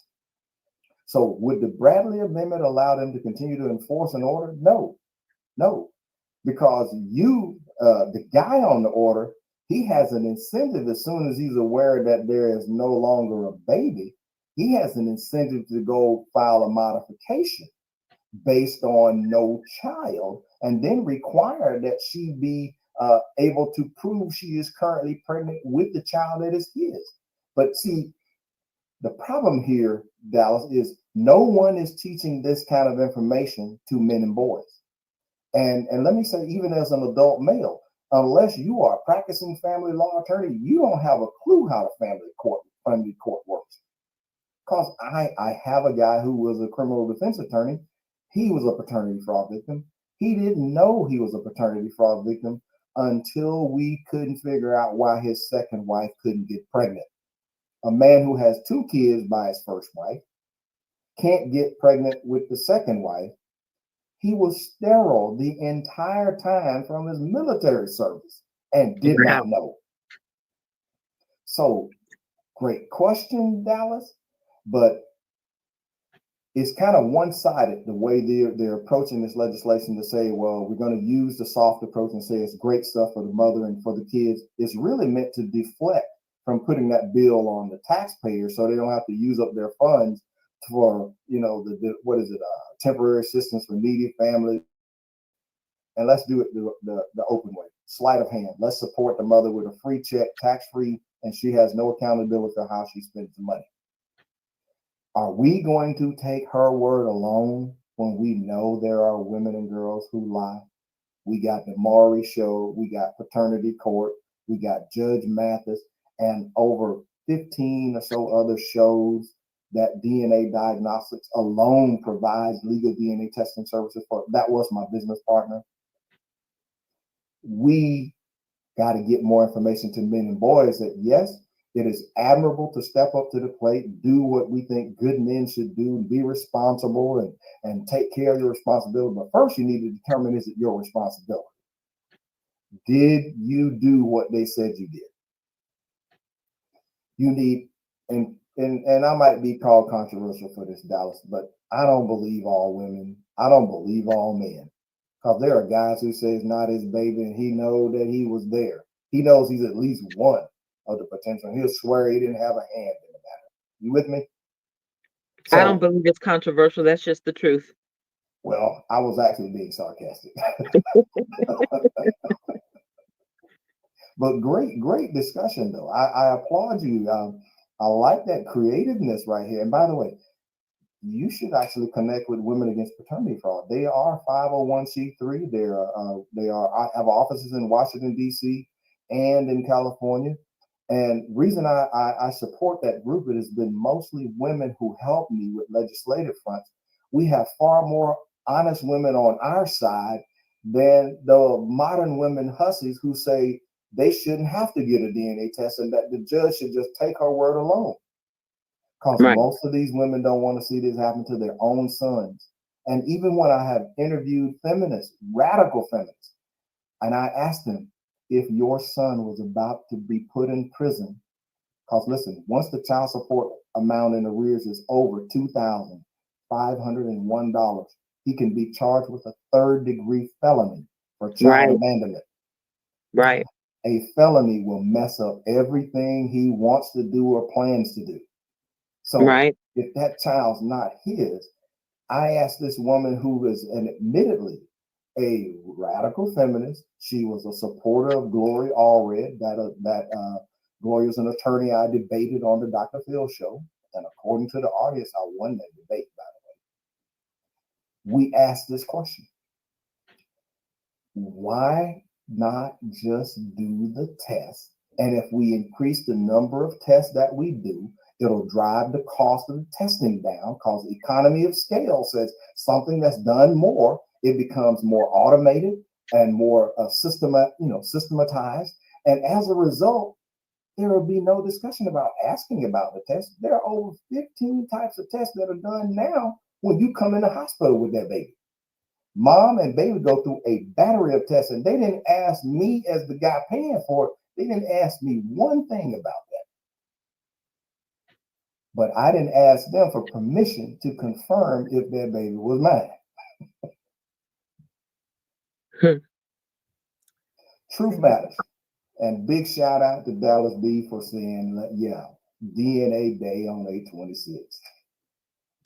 I appreciate that. But yeah, I agree with you on the felony. That's one of the things that bothers me so much about women who are so quick to want to lock up non-custodial parents for child support. You got men that are losing their right to vote in America because of child support. And I think it's such a disgrace. Completely agree. Completely agree. Thank you. Thank you, Dallas. I'm gonna go ahead and let Kevin in. Thank you so much for coming through, Kevin. How you doing? Oh, hello. Hey, how you guys doing? Hey, good discussion. Thanks for the information. First of all, hello to the host, Miss Gail, Mr. Smith. You're looking real clean, sir. By the way. Thank you, sir. Thank you. And like that Marvel man, hey. I'm feeling a bit underdressed, so I just want to acknowledge that you're looking real clean in that suit. And hello to Dallas. Thanks for letting me up. Look, you're trying to make a senior citizen feel good. I was going to put the questions in the chat, but I wound up with a few questions. Come on. Yeah, if you don't mind, because it seems a little bit more complex. Okay. You may or may not have an answer. I don't know, because I don't know how the law is going with this. But so you talked about prenuptial agreements. That should be a topic of conversation when if you're serious about marriage, because guys still really want to get married, but you talk about how guys are scared about it too because of things like paternity fraud, and then the possibility of the divorce, and you might come in with assets. Or I don't think guys are too concerned about if something develops during the marriage, then they don't mind really sharing the assets if it actually goes to divorce. But this thing about paternity fraud is very touchy. So does it make sense to, this might be, I don't know if this is a controversial question, but does it make sense to actually put that as part of the prenuptial agreement, or have you heard of that? Have you heard of anything like that? Saying like, if we produce children and then these kids turn out not to be mine, because you're already talking about a prenuptial agreement. Now you're talking about paternity. Like it introduces a lot, because you want to trust the woman that you're getting ready to marry. You're making a lifetime investment here, right? But now it's like another precaution, because there's a lot of loopholes for the women, but none for the men. None for the men. So does it make sense to add that to the prenuptial agreement, or have you heard about that, or how does that work, if at all? All right, great question, Kevin. So let me respond. All right, so in terms of formally in the legal community, I haven't heard a movement to get behind that one yet. But in the red pill community, it is being talked about. Okay. It is actively being talked about, because think about it. As men, we tend to be risk assessment calculators. All right. I'm willing to do X, but what's the potential for return on investment, and what's the potential for loss for me? Risk, right? Well, look at the current day dynamics with the modern day woman who says, I don't need a man except when I file for no fault divorce. And who files for most of the divorces? Women. The modern woman. Right, yeah. And coupled with that, the modern woman has demonstrated no shame in dating other men before she even gets her divorce finalized. And so for the guy, coupled with the many states that have adopted the no-fault divorce laws, it would be extremely in his best interest, but it could be thought of as a reward for the woman to operate with honor. Because if she's doing nothing wrong, then as the resources grows within the marriage, she benefits from that. Yeah. But if she is not operating in good faith and is just going to try to use the no-fault divorce laws to fleece the guy, that prenup that has been, she has her own attorney, he has his own attorney. They've had this thing vetted and reviewed at least 4 to 6 months before the wedding. And if she won't sign it, there will be no wedding. There'll be no wedding celebration. There'll be no pre-celebration party. There'll be no bachelorette party. None of that. Mm-hmm. Got to get the guys be willing to say, I got a brass pair, and you can use sign language all you want to. If you and your attorney don't have this done by that date, I ain't gonna make you sign it. I'm just gonna tell you I won't marry you. Yeah, yeah. Now, wait, let me add to that. In addition to that, I require verification of every pregnancy that I am presumed to be the biological father. Yep. I'm going to need verification of every one of them. And this is going to protect you and I, because then we're going to know we brought the right baby home from the hospital. Yeah. And if I'm going to commit my lifetime and my efforts, energy, and resources toward rearing, college, extracurricular activities, health, etc., I'm going to do so based on them being my legacy that I know is mine. And if this is not okay with you, you don't have to sign it. Just know that I will not marry you. Now, she has a choice. And if you heard the modern woman's mantra, we want equal rights. That damn it, girl, you go. You are right. You're going to have a choice. However, these are the parameters for this choice right here. Because what? Women control access to sex. Who calls the shot about will there be a marriage, Mr. Kevin? Yeah, well, the men do. Yeah, we decide whether or not we're going to get married. Because we're asking you, yeah. Exactly. And if we don't ask you, and by the way, let's not take the simp technique and she proposes to me. That doesn't mean a thing to me. Absolutely not. That doesn't mean a thing to me. Yeah. Because listen, I've had women try to quote take the lead on putting me in a relationship, and I was like, oh no thanks. That's not how this works. Exactly. I was like, well, no, thank you. You know, a woman got upset with me, got angry because, listen, as a man, I've been rejected so many times over the years that, man, we don't even blink over it. You get me? Yeah. Because look, literally, you go to an event and you want to dance with a lady across the room. You want to spend some time to get to know her, and if she's with that group of cackling hyenas right there, man, you better be sharp when you're coming over there. You better have a little bit of game when you talk to her. But she might shoot you down just because her girls don't have nobody to go to if she leave with you, right? Yeah. But are we gonna sit there and cry and throw a hissy fit right there in front of her? But watch what happens to the modern woman when a guy that she wants says, no, thank you. Temper tantrum. Temper tantrum. Lose her dad blasted mind. And to me, that's further proof he needs to get away from it. Mm-hmm. You know what? That's actually a good way to couch it, in the sense that not so much to prove, well, part of it is to prove paternity, but the other part of it is to make sure you're actually bringing home the correct baby.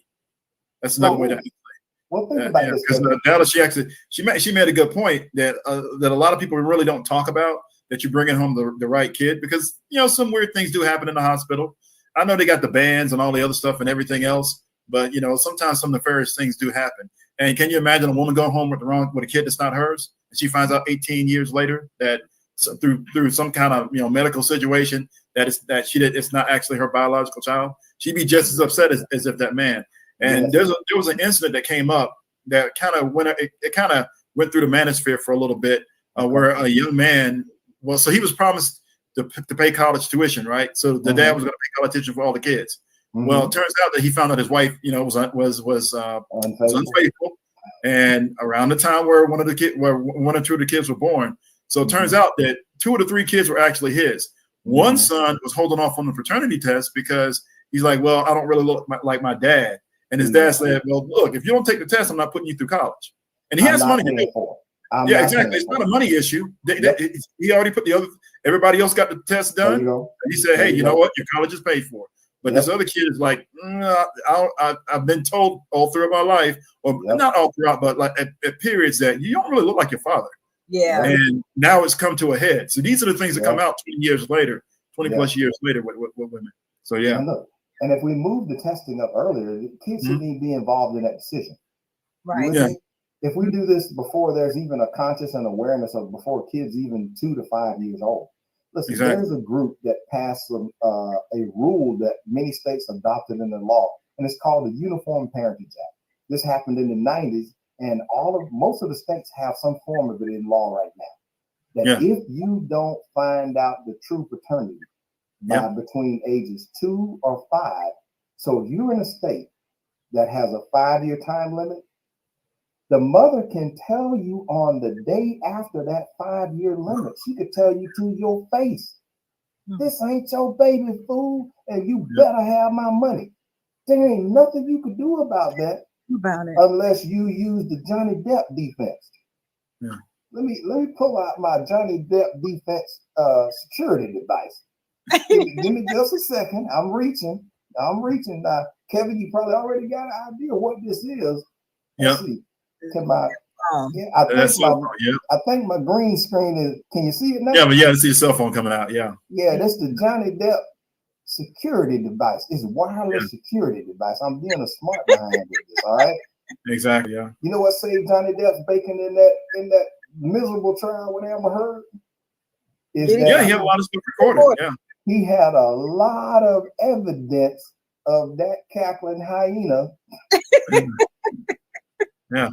And that was actually going to be my next question. What was the time limit? Because I know it varies from state to state. That because not just state to state, varies based on situation. Okay. Yeah. Wow. See, if a guy signs a document, and this applies to single men, what I'm about to say now.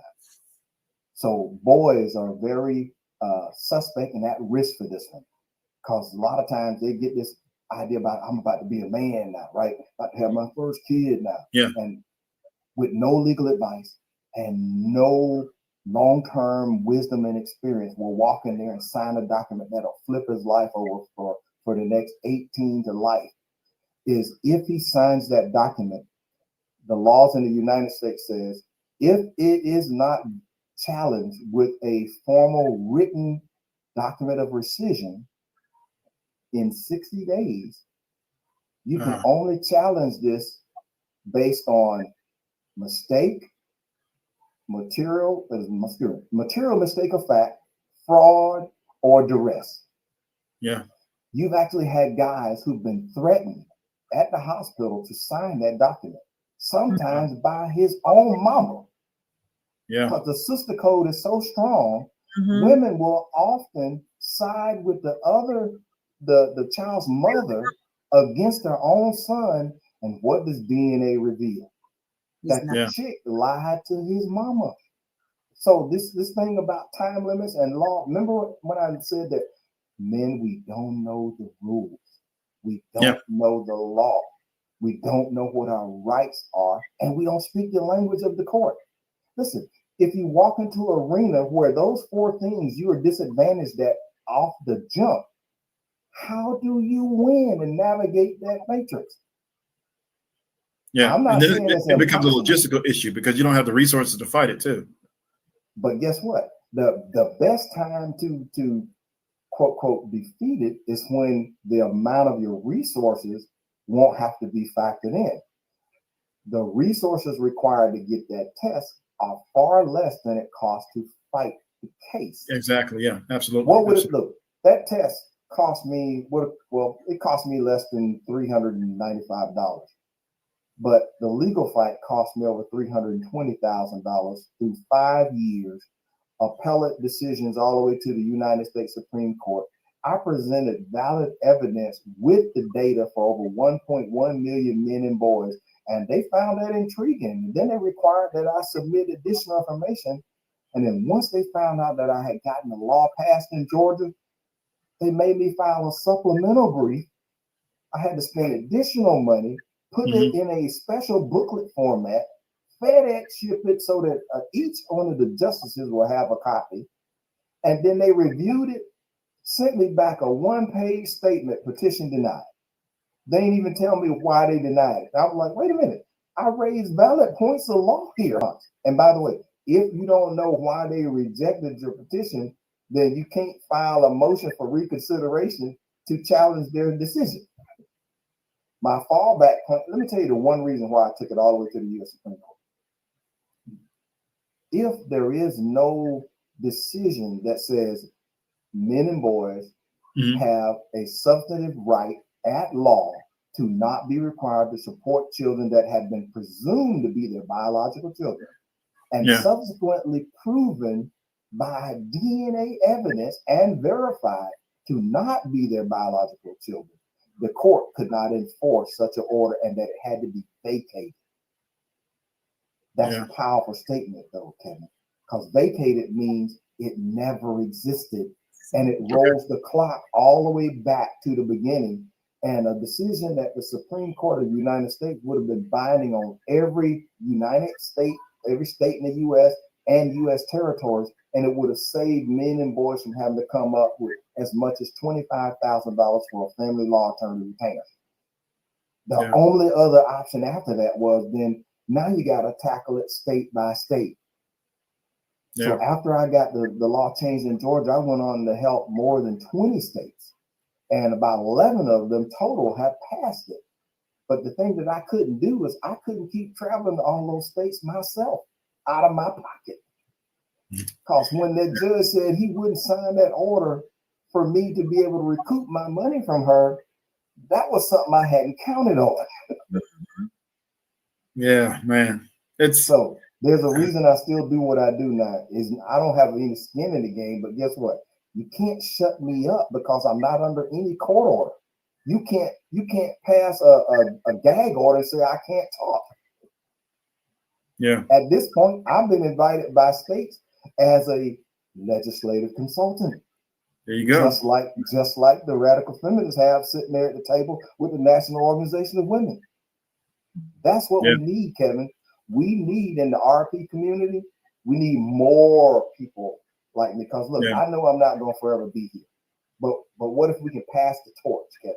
Right. Yeah, absolutely. And then pick it and then just add to the work that other people have already done. And so this is kind of like a wake-up call to women. I know there are women out there listening and some young men.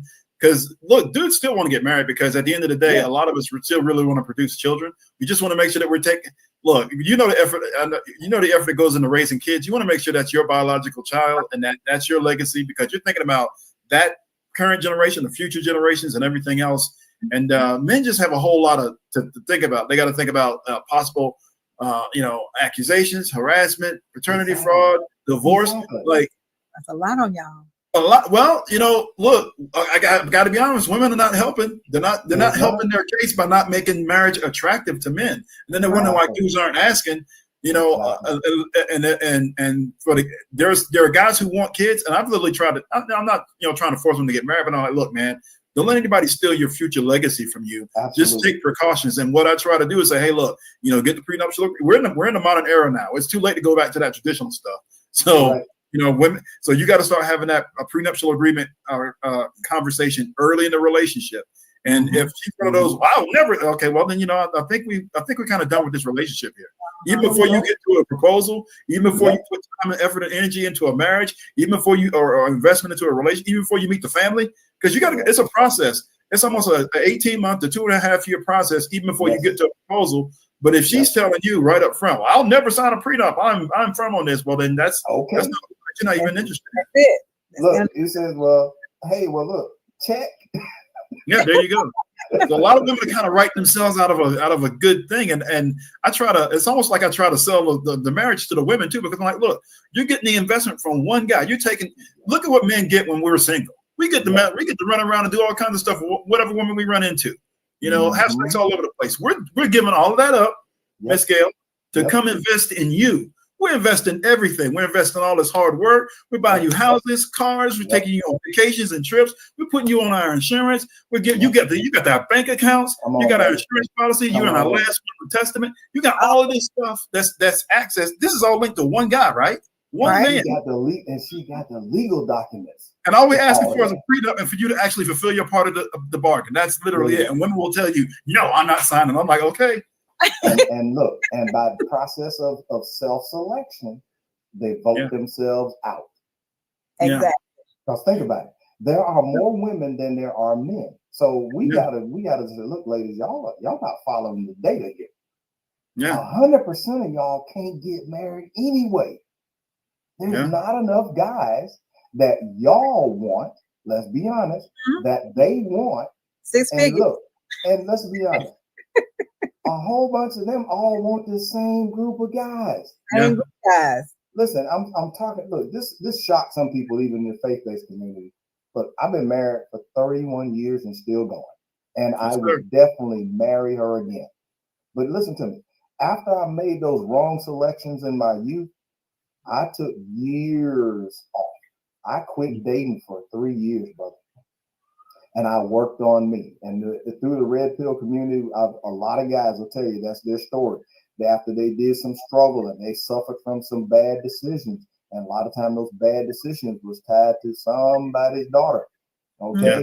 And after that nice guy he used to be that would have done this, and this with no commitment required up front, no accountability required up front, that dude's gone. You'll never see him again. But guess what? When I get the opportunity, I tell guys stuff that my father didn't tell me. My father, after his first marriage, said, man, I'll never do that again. He said, that's the most miserable experience that I ever went through in my life. After that, didn't stop him from becoming a dad again. I'm here today because of that, all right? You're here. He talked to me about responsibility. He talked to me about dealing with challenges in life. But he didn't say some stuff like, okay, wait a minute. Don't have no babies if she won't have your last name. Yeah. And you need to vet her highly to determine which one is qualified and worthy of you willing to invest in her to take your last name. But you got to do some things to build yourself up to a level to where you can attract the kind of woman that you want. Yeah, absolutely. Yeah.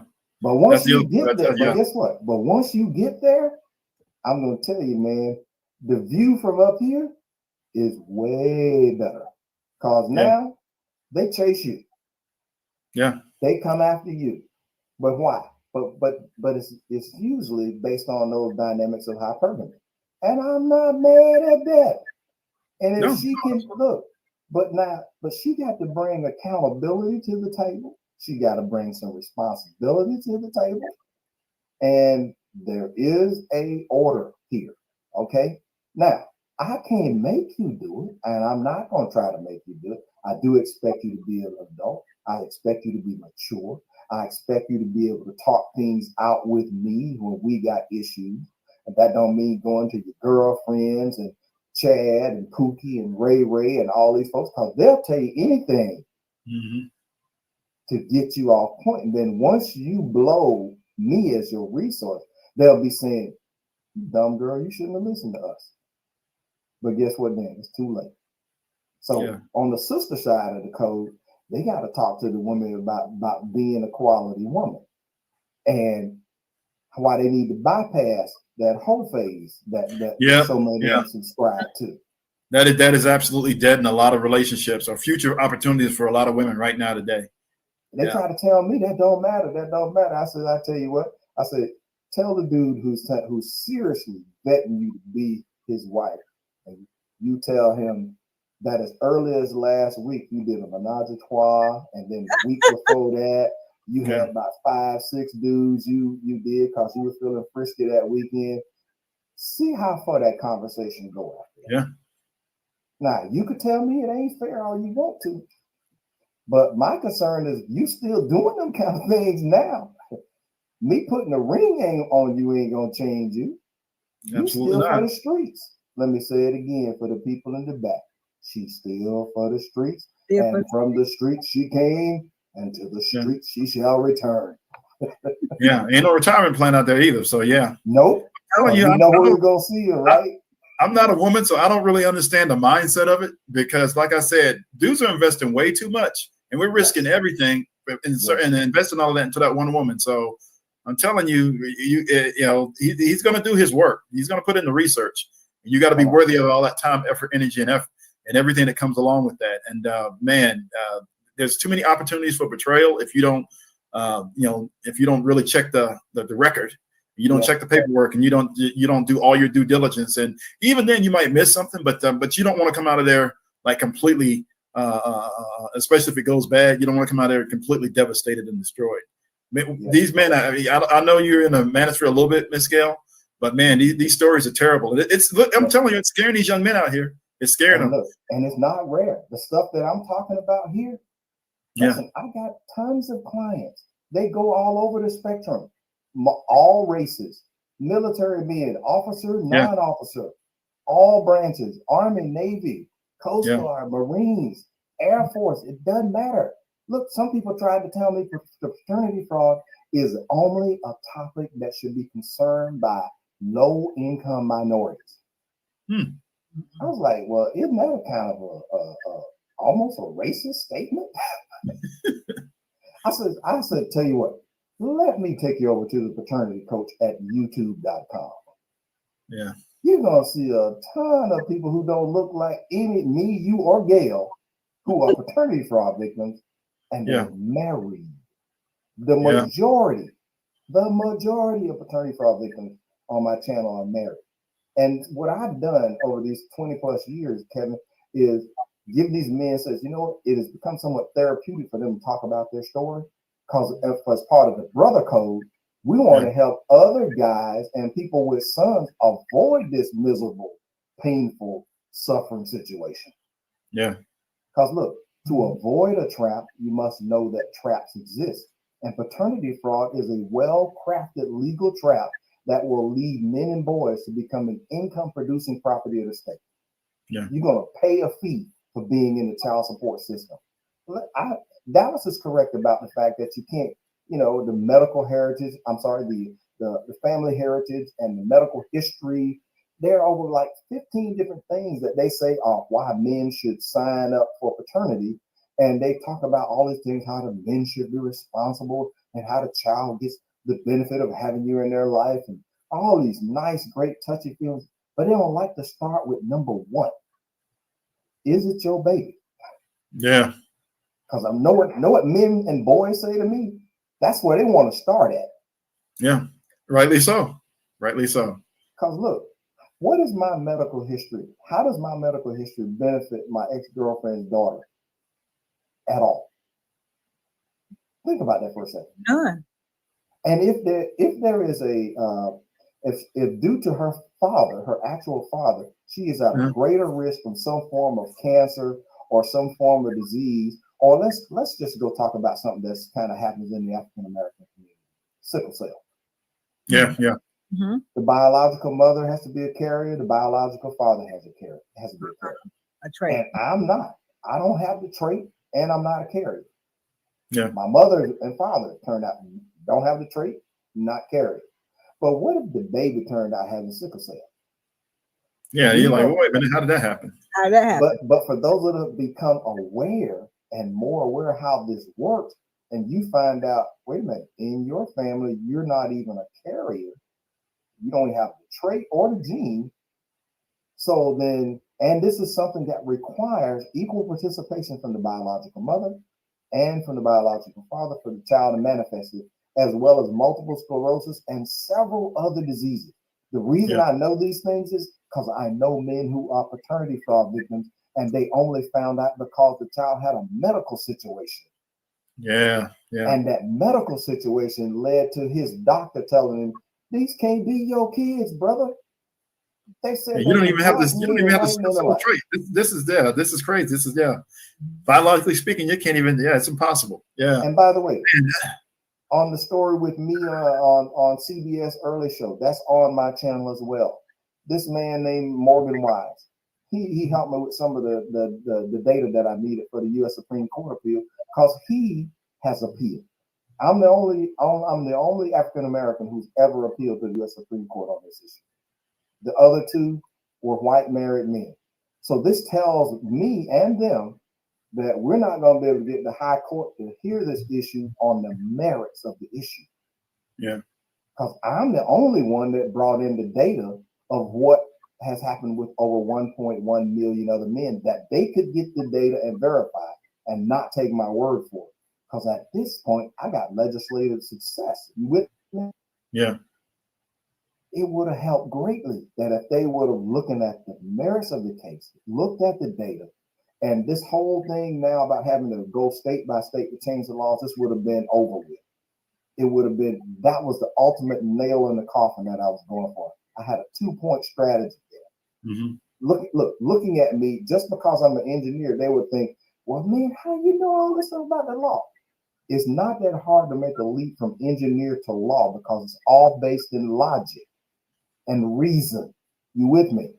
Yeah, absolutely. So once I understood that this is a trap, this is not an accident, I'm like, well, why do I get all this pushback on letting the men out of the trap? Because that would be the reactive solution. And on the front end, let's apply a proactive solution. Let's make sure men and boys have all of the material facts so that he can make an informed decision. And if that decision shows him test results that says 0.0% paternity, and he opts to not participate any further in a relationship with her, who did that? Not him. Yeah, exactly. Yeah. That would be the fruit of her. You go, girl. You can do everything that men can do. Yeah.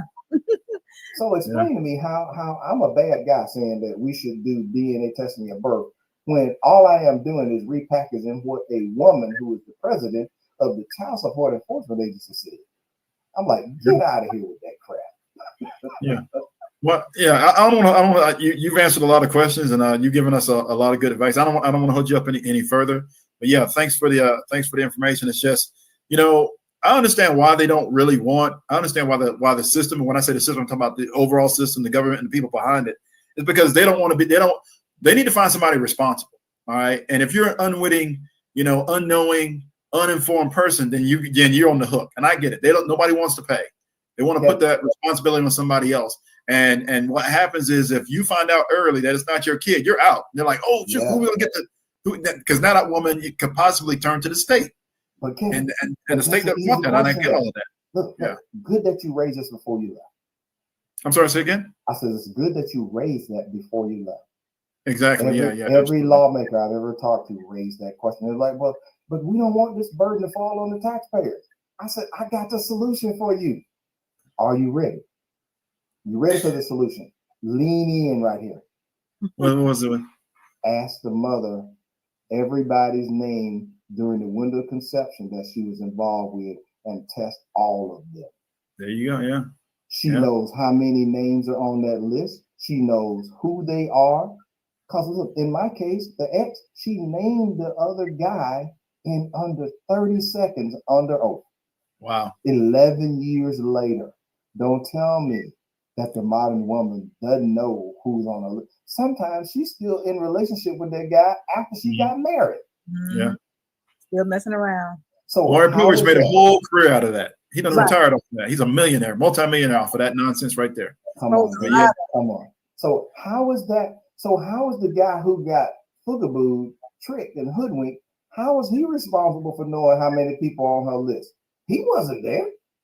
And look, in 22 plus years now, I've asked men and gotten even some of them to do surveys.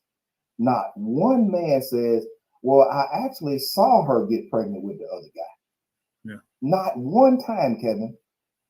But now when asking the mother during your baby's window of conception, 30 days before the conception date and 30 days after the conception date, within that window, anybody she had intimate relationships with could be the child's father, because most times guys don't know how old that baby was at birth.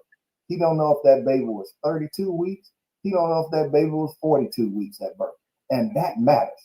Yeah. Come on, man. This is not that hard, but what they're not prepared for is somebody to come in bringing data, statistics, and fact, and not feelings. You don't confuse me. Look, you're not gonna confuse me with your feelings here. Yeah. I want. Yeah. Sorry, Gail. Well, hey, thanks. I'm gonna go ahead and back on out, but hey, thanks for your time. Appreciate you coming on.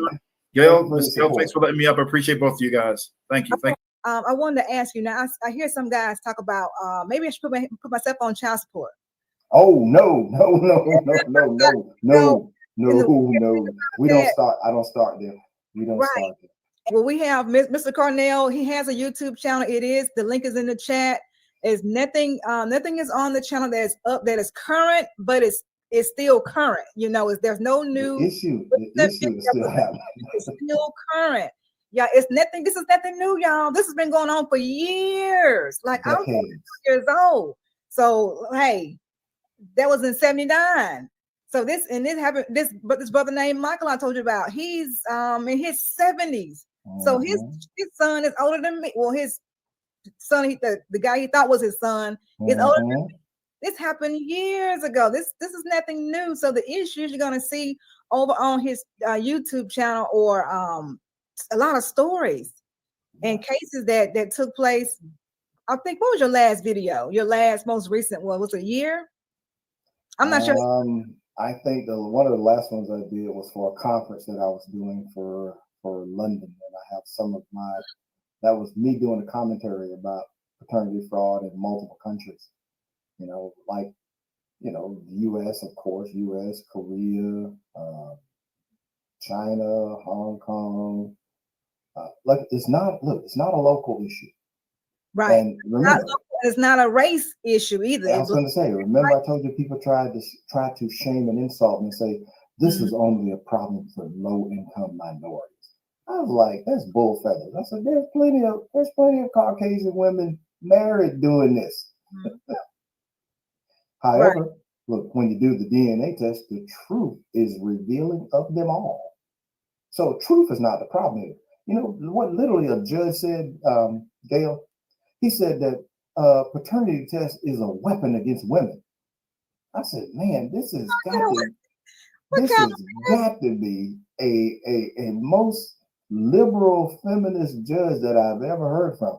Until I asked him, I said, well, listen, since no proof is required to put a man on child support, what would you say if a woman put you on the order for 3-4 kids, and then you found out your check was taken? First thing he says is, but they're not my kids. I said, exactly, dummy.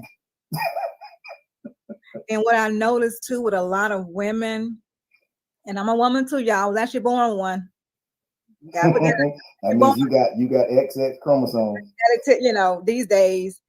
Well, I saw your question. I saw the question from your viewer. Oh yeah, Kareem was asking, why do you advise men not to put themselves on child support? I don't recommend that they start there. Yeah. Let's first. So number one, it is so important that they determine. Nigeria and some states in the United States have the highest paternity fraud in the world. I've seen test results as high as 80% tested in various areas turned out to not be the fathers. Problem is, those are areas where the guys knew right up front it was in their best interest to get that test done. All right. So that question again, back about why do I not recommend that men just start with signing themselves up for child support? Number one is, you don't know if you caused this pregnancy. I don't care. I don't care how much you tell me, man, I know her a long time. Man, that's my girl, man. She would never do you wrong. Sure. Okay. Man, look, if I was gonna marry anybody, it'll be her. But she done married another dude. But she filed for child support on me. My response is the same. Let's start with what are the actual facts. Don't tell me about what you've been told. Do not tell me about the lookalike test. This is the poorest indicator of who's the child's father. Because I've tested multiple men in my DNA test office, and the woman swore each time that guy was the child's father. But guess what? These 3 men looked alike. And what that revealed to me, Gail, is this woman had a type that is her preference above all. So if she dates dudes that look like this, whether these men are related or not, guess who the baby gonna look like? the baby gonna look like all three men. But if you only sue one of them and that guy comes to court and then try to hold a picture of the baby up to the judge, see, this baby look like him. She often does not tell the judge about the other 5, 10 men on the list. Yeah, sometimes because it's not, listen, it is not to her advantage. Mm-hmm. Oftentimes she picks the guy who she loves the most. She picks the guy who she wants the most. She will also pick the guy who she thinks is the best father candidate, meaning the guy, he's a good dad. She's seen how he is with his other kids, and she wants that for her kids. The highest bidder. Irregardless of whether he's the actual dad, she just wants him to be that kind of dude for her kid. Wow. In some twisted way that's admirable. For him, it matters that the facts are that he caused the pregnancy. And then the last category, she is the guy who she knows has the best financial advantages, and she knows his government first name and government last name, which means it's kind of hard to file a lawsuit against Pookie and Ray Ray, because it's kind of hard to serve Pookie and Ray Ray if you can't give an address and a means for the sheriff or the processor to actually track them down and present them with notice of a lawsuit. So the way she solved that, that problem, he don't have no money anyway. He's staying with his mom. But it don't look. It amazes me how a chick would go have a baby with a guy that's already got 6 baby mamas. I'm like, it's her type. It's her type. That's her type. So why do I recommend that the guys don't start there? Because the most important thing to him before he goes and starts agreeing to paying a certain amount of money, the court will let him come in there and sign a confession saying, yep, that's my baby. Mm-hmm. And well, they're going to say, well, if you do want your child to have a father, sign here. And based on them presenting him with a authorized writing instrument, that is all it takes. And then if he finds out later, they say it's his fault because he came in and volunteered, trying to be responsible. Yeah, and what I was gonna say too, when men, I've noticed that when brothers try to do the right thing and they will support their child, don't even get a DNA test. Like, okay, it's my baby. They go out and they buy this and they do a thing like, every month I'm gonna buy diapers, this many diapers every month, white formula. If they don't have their own kind of Wicker Medicaid or whatever, they'll do the shoes, they'll do all this stuff, keep the receipts and think they're gonna be okay. And they go to court and the judge says what? Those are gifts. He said that was a gift. Those are gifts. So for 5 years, young man doing the right thing on his own, buying diapers, paying daycare, giving her a few dollars extra to get her hair and nails done anyway. Yeah, which is a mistake. Right. And they keep the receipt thinking it's going to save him down the line. And then 5 years later, she can go to court and super back child support 5 years, like he did that. And so here's the Carnell Smith advice. Any money that you were going to provide for taking care of the kid, you put in a bank account that you control, and you put the money there, and you tell her she doesn't get access to a dime until you get verification that you caused that pregnancy. And then when she starts to push buttons to involve the child support enforcement agency and the court, do not allow the sign language to cause you to yield and just sign documents admitting you did something before you have proof. Proof is tantamount. Truth must be the first thing. Now, once you got proof that baby is yours, you should only pay child support according to what the law terms are. Because if you don't, if you make a fatal mistake of giving so much money above the guidelines and then find yourself struggling to survive, they will not reduce the child support. They will tell you what you need to do is go get you another job. And as soon as you'll get you another job to try to make up for that income, they will raise your child support based on your new income with the new job. And if you quit the new job saying, well, I can't afford it now, they won't reduce the new amount. on the child support because they'll say you voluntarily reduce your income. The answer to Karen's question, yes, I have clients who have won all of their money back, sued the mother, and also joined the biological father in the lawsuit, sued him too. But you have to know how to do it. You can't just walk into court, hold your hand up and say, excuse me, Your Honor, I want to get my money back from him and her, and it's your job to get me my money. Nope. The judge in the family law court is on the same side as the child support enforcement attorney. Their job is to get an order and to collect the payment. And the mother don't even have to pay for an attorney. She could sign a $25 application fee, get the child support agent to represent her. And if she says she can't afford the $25, the $25 fee will be waived. And they'll say, we're doing this for the child. And while you're sitting in jail, because you can't pay the child support, and your industry that you work in has now reduced the workforce by 50 to 60%. You can't even get a job in your field where you got skills. They won't reduce the child support unless you know how to file a modification based on a material change in circumstances. I'm using very specific words here, Gail, because as the general public, we men and boys don't know this stuff. And unless you go to school as a practicing family law attorney, you don't know that. Because I got attorneys who are paternity fraud victims. And they thought because they were an attorney in business law, that they were an attorney in criminal law. Yeah, there's more than 15 areas of law. Just because you got a JD degree doesn't mean you're an expert in all of them. Exactly. Look, TLA is a practicing family law attorney with more than 2 decades of experience in family law. He's gonna beat the pants off a dude who has 20 years of business law experience. Right. Look, he gonna beat the pants off of him and then make him pay his attorney's fees bill. Kareem, now that was his answer. My answer, I know one gentleman who did sue after 18 years, and she was able to file bankruptcy and get out from under that debt. I don't get it. So I wish he had known you to get some help with you, because he did not. Yeah, there was a way to collect on that, but it all depended on what you filed when you were in court, though. So you got to make sure you get the judgment against her for fraud. Because a judgment against her for fraud cannot be wiped out by bankruptcy.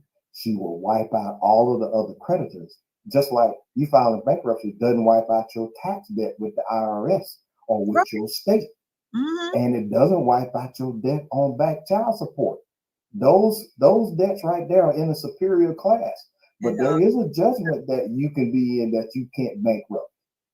The one when you get nailed for fraud. Listen, it's a case of you gotta know how to navigate the landscape. And if you yourself haven't become versed and practiced and gotten the knowledge to be able to be an effective self-representative, which means pro se, pro per, then you gotta hire somebody. You're gonna have to hire somebody that is like a TLA. And there's a reason that somebody like a TLA is $450 an hour. And it's gonna be $25,000 retainer to start the conversation. There ain't an attorney on the planet who can tell you when you day one, you walk in, this is how much it's gonna cost to get this done. They could if the situation is something that you can negotiate with the other party. But the minute that thing goes contested and the other side is going to fight you tooth and nail, you either have to make a decision about how long you can stay in this fight, or you may have to revise your strategy. So it has a lot to do with how do you walk into the arena. But if you walk in there like Boo-Boo the Fool, don't even know what the game is, don't even know the language to even know what they talk about, and you walk in with the delusion thinking it's the judge's job to help you with your case. And he's not going to be fair. Women come in there for blood. Listen, it ain't even about fair. It's not even about fair. It's not their job to help you with your case. Well, that's true. It is your job. Listen, Get an attorney. it is your job to, if you're going in there by yourself, you are setting the stage that you are adequately skilled to represent yourself. Mm-hmm. And if you are not, and you also have to be emotionally grounded and able to take them using sign language against you, insulting your good name, your character, and be able to stay on point and stand on your square, stick with the facts of the case, present your evidence, follow the rules of the court, rules of civil procedure, present case law to support your position.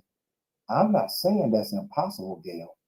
I'm saying you have to be prepared for it. There are many people who have won who got prepared. And I'm an affiliate for a program by a law professor who actually trains people on how to represent themselves. Very good economical approach. They can find out about it if they use my paternitycoach.com link. You can learn more about it if you want to. And I'm an affiliate. I will earn a little something if they get the program. But the people who do poorly, Gail, are the unprepared and those who don't walk in with their own bulldog. If you go into a dog fight, Gail, this ain't the time to walk in there with a pull. Right. If I know I'm going to a dog fight, Gail, and a button up and some slacks. No, they're not going to. Gail, I'm coming in there with a Rottweiler that's hungry. Right. Don't feed him the day before. Like there you go. And look, and then I'm gonna point at the other side and say lunch.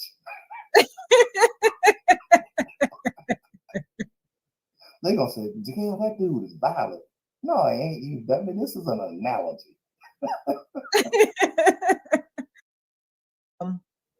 Are there any situations where you would say a man should not be arrested for not paying child support? So first, let's predicate that. So for a guy who is the actual biological father, he has the means to pay and he is refusing to pay. Now, I will go with you there.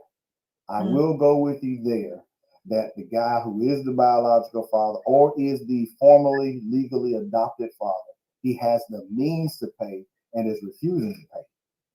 Yeah, I could see using the powers of contempt for the court to persuade him that his losing his freedom could motivate him behind those bars while he's swinging that cup against that cell. You know, there's a better way and I don't have to do this, because they will let him out if he pays back child support. All right. Now, should we apply that standard though to a person who is unemployed because they've been in a car accident and he can't go to work? I would say no. I would say no, but they don't care. But currently, you got people who go to jail and prison for not being able to pay the child support, who literally been in a car accident and been unable to work.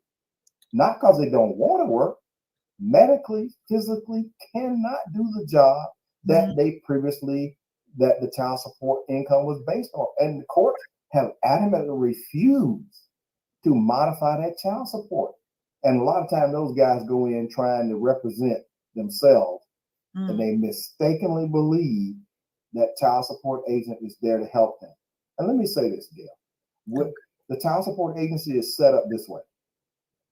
For on the intake side, meaning to get people signed up, and guess who pays the most child support, men or women?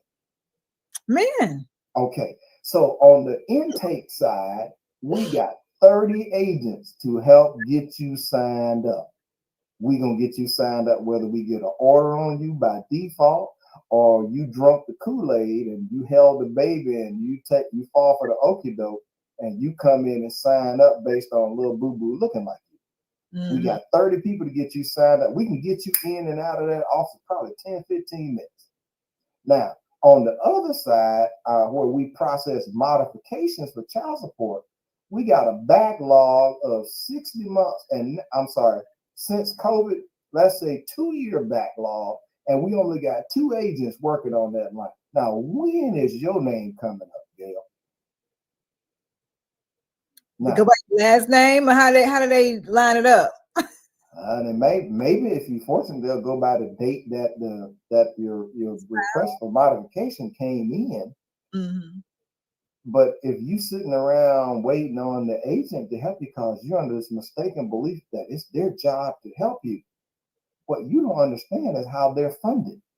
They're funded based on the number of people they got signed up. And it ain't the number of women they got signed up for child support. It's based on the number of paternities they get established. And each year they have to improve over how well they did last year. That's called their year-over-year percentage improvement. An incentive. And they get bonus money based on their improvements. And they also earn money in those fees based on how much child support they collect. And if they spend any money on getting a DNA test, they get reimbursed on that money for paying for that DNA test. Now, tell me, why is the child support agency generally listed under the Department of Revenue on almost every state? A taxpayer-funded organization receiving taxpayer dollars from the state, taxpayer dollars from the federal, and yet men and boys are often unable to receive few to no services, except how to get you signed up. So what is Karine saying now? I think she just made a statement. A woman got her ex-husband arrested for not paying child support, even though the child is not his. The child was born during the marriage, so he was declared the father. Yeah, that's called the marital presumption of paternity. And that's not uncommon, because a lot of times people think because they're separated, whether it's legal separated or just physically separated, what men don't know and make a mistake here, Gail, is when she's no longer living under his roof, he think all is well and good, but he should be immediately filing for divorce the day she walk out of his house. Because as long as she's still legally tied to him in a state that supports the marital presumption, which means any children she has while he is still married to her are automatically put in his name, meaning the biological father, if they find out that guy's at the hospital with her when she delivers, they find out she's married, they will remove the boyfriend's name off that birth certificate. And she's like, but I've been living with my boyfriend for the last 5 years. But she's still married, Gail. So here's the Carnell Smith advice: married men. As soon as she's no longer at your address or she's cheating, and you know she's cheating, you got to take immediate steps to get her out your last name, and so that there is legal recognition you are not responsible for her. And you got to let the court know she may be pregnant from her running the streets out there. Hey, she's a modern woman. She's big enough girl to go out there and do what she want to do. I can't stop her from doing what she want to do. But Your Honor, she wants equal rights. She got to get the whole dose of it. The whole dose. Make her name the dude that she had her fun with, and you test all of them, because I know if you test me, that ain't my baby. Well, sir, how do you know that's not your baby? Because I haven't touched her in the last 8 months. It ain't possible. Look, even if she dived in my trash can like that chick did with Drake. You know the story about the entertainer Drake. What happened now? The entertainer Drake had a girl sue him because after he discarded the condom, he put some hot pepper sauce in the condom and put it in the trash. Right. Well, dummy Miss Modern Woman went back in there, scooped up the condom, and tried to inseminate herself.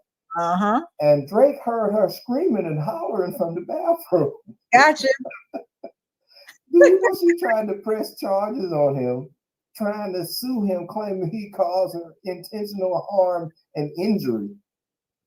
She tried to get herself access to Drake's millions by hook and crookery. You hear what I'm telling you? Right. And you see, the thing is, she was bold enough to think that was gonna fly. And it was folks who were really on her side for going in the trash. Like, she exposed herself trying to set that technique. If he hadn't put something in the if he hadn't put something in the condom, that would have been enough to get him for child support. Yes, yeah, Karen's right, guys. She's absolutely that sea was on fire. And she should go to jail. She should be charged. And then, but she sued him. She sued him for She tried to get it for a couple $1 million. But when bodily harm, what pain and suffering, and all hospital of that, bills, all of that, you put it all in, of that. going in the trash and getting the hot sauce, pack it out and putting it up But there. that ain't new. Listen, that's not rare. Over 15 years ago, I was on the Tom Leykis show. We were talking about this exact same thing. And a guy put habanero sauce in his condom. And he said that woman was howling like a banshee. And when the EMTs rolled up, he said, I think the EMTs were laughing so hard they had a hard time treating it. That's what her butt get. But what a lot of men don't know, this is how far the modern woman will go to get that bag. What they she's gonna make herself an access to 18 to 21 years or life on this guy. You get you one Drake who makes over $5 to $10 million a year, and you can get 20% of that tax free. Tax free. Tax free. And look, and she ain't gotta ask Drake to send the check. Your Honor, it's your job to get me my money. This court order says he's the daddy. The judge will click that gavel and go, so ordered. Mr. Drake, you have roughly 2 hours to have this entire amount of money here in front of the court by cashier's check or cash, either one, or you could do Visa, MasterCard. We heard you got a platinum. You got a American Express black card. Yeah, we'll take that. We'll take that. However, you gonna pay the fee on it. Now I'm inserting some humor here, but it is like that. Yeah, and yours truly has been on site on child support day when over 80 cases come through there, and I happen to be representing a football player for the Baltimore Ravens. This guy says he couldn't understand why the woman was putting him on child support. He got injured. He was on injured reserve list. He wasn't making the same full-time pay that he was when he was, able to play. He said he paid for her undergrad. He paid for her graduate degree. He paid for a condo and bought her a car because he thought that little boy was his. The Players Association put him on game on what paternity fraud was. And in spite of his belief, he was fully believing. He told the judge, yeah, Your Honor, go ahead, read me the results. I know it's mine. I know it's mine. And the judge read 0.0% paternity. This massive 6'5", size 20 neck dude broke down in tears. Broke down, right. He broke down in tears and he said, after all I did for her. Trying to do the right thing. Now, he's fortunate. That happened to him in Georgia, where yours truly had lobbied and the law was in place to protect that brother. He walked out of free, but he was a broken man. Do you hear what I'm telling you? Would DNA testing at birth had worked entirely differently for him? Absolutely. Yep. Listen, I would have been able to help him execute a recovery strategy, but you know what? He was so down after what had happened, he never want to see that woman's face again. And the fact that he didn't have to ever pay no more, he didn't even want to go after all the money he paid for her graduate degree, undergrad, condominium, car, and she wouldn't even apologize to this dude in court. Did you hear what I said? I heard you, but and nobody cares. With these modern women, I'm not surprised. They have no heart, but it's protect all, believe all women. But we get all these rights, and they're cold-blooded, by the way. And if you see video after video, the modern woman is actually mad at the guy for giving the test, not what the test reveals. And that football player had the same attitude that Carnell Smith had, that all of the veterans against paternity fraud, their group of 600 men had. All of those women who contacted me over 20 plus years, all of them had the same position. We don't think the court should be in the business of enforcing and supporting fraudulent judgments once the truth is out. Right. And the court shouldn't be trying to prevent the men and the boys from getting the paternity test. And then this last story, Gail, look at my YouTube channel. You see the young man who dropped out of college. He said the child support people worried him so much about paying money for what he thought he had a baby in high school. This guy had a full ride football scholarship. Do you know how valuable a full ride football scholarship was? And the dude was being looked at for pro potential. He thought the most admirable and right thing to do was for him to drop out of college, go get a job so he could send money for child support for the baby, for the child that the girl said was his. Yeah. Somebody put him on code and he got a DNA test. Guess who got 0.0% paternity? That young man is on my YouTube channel. Which you got so many. Let me see. Just put the word football.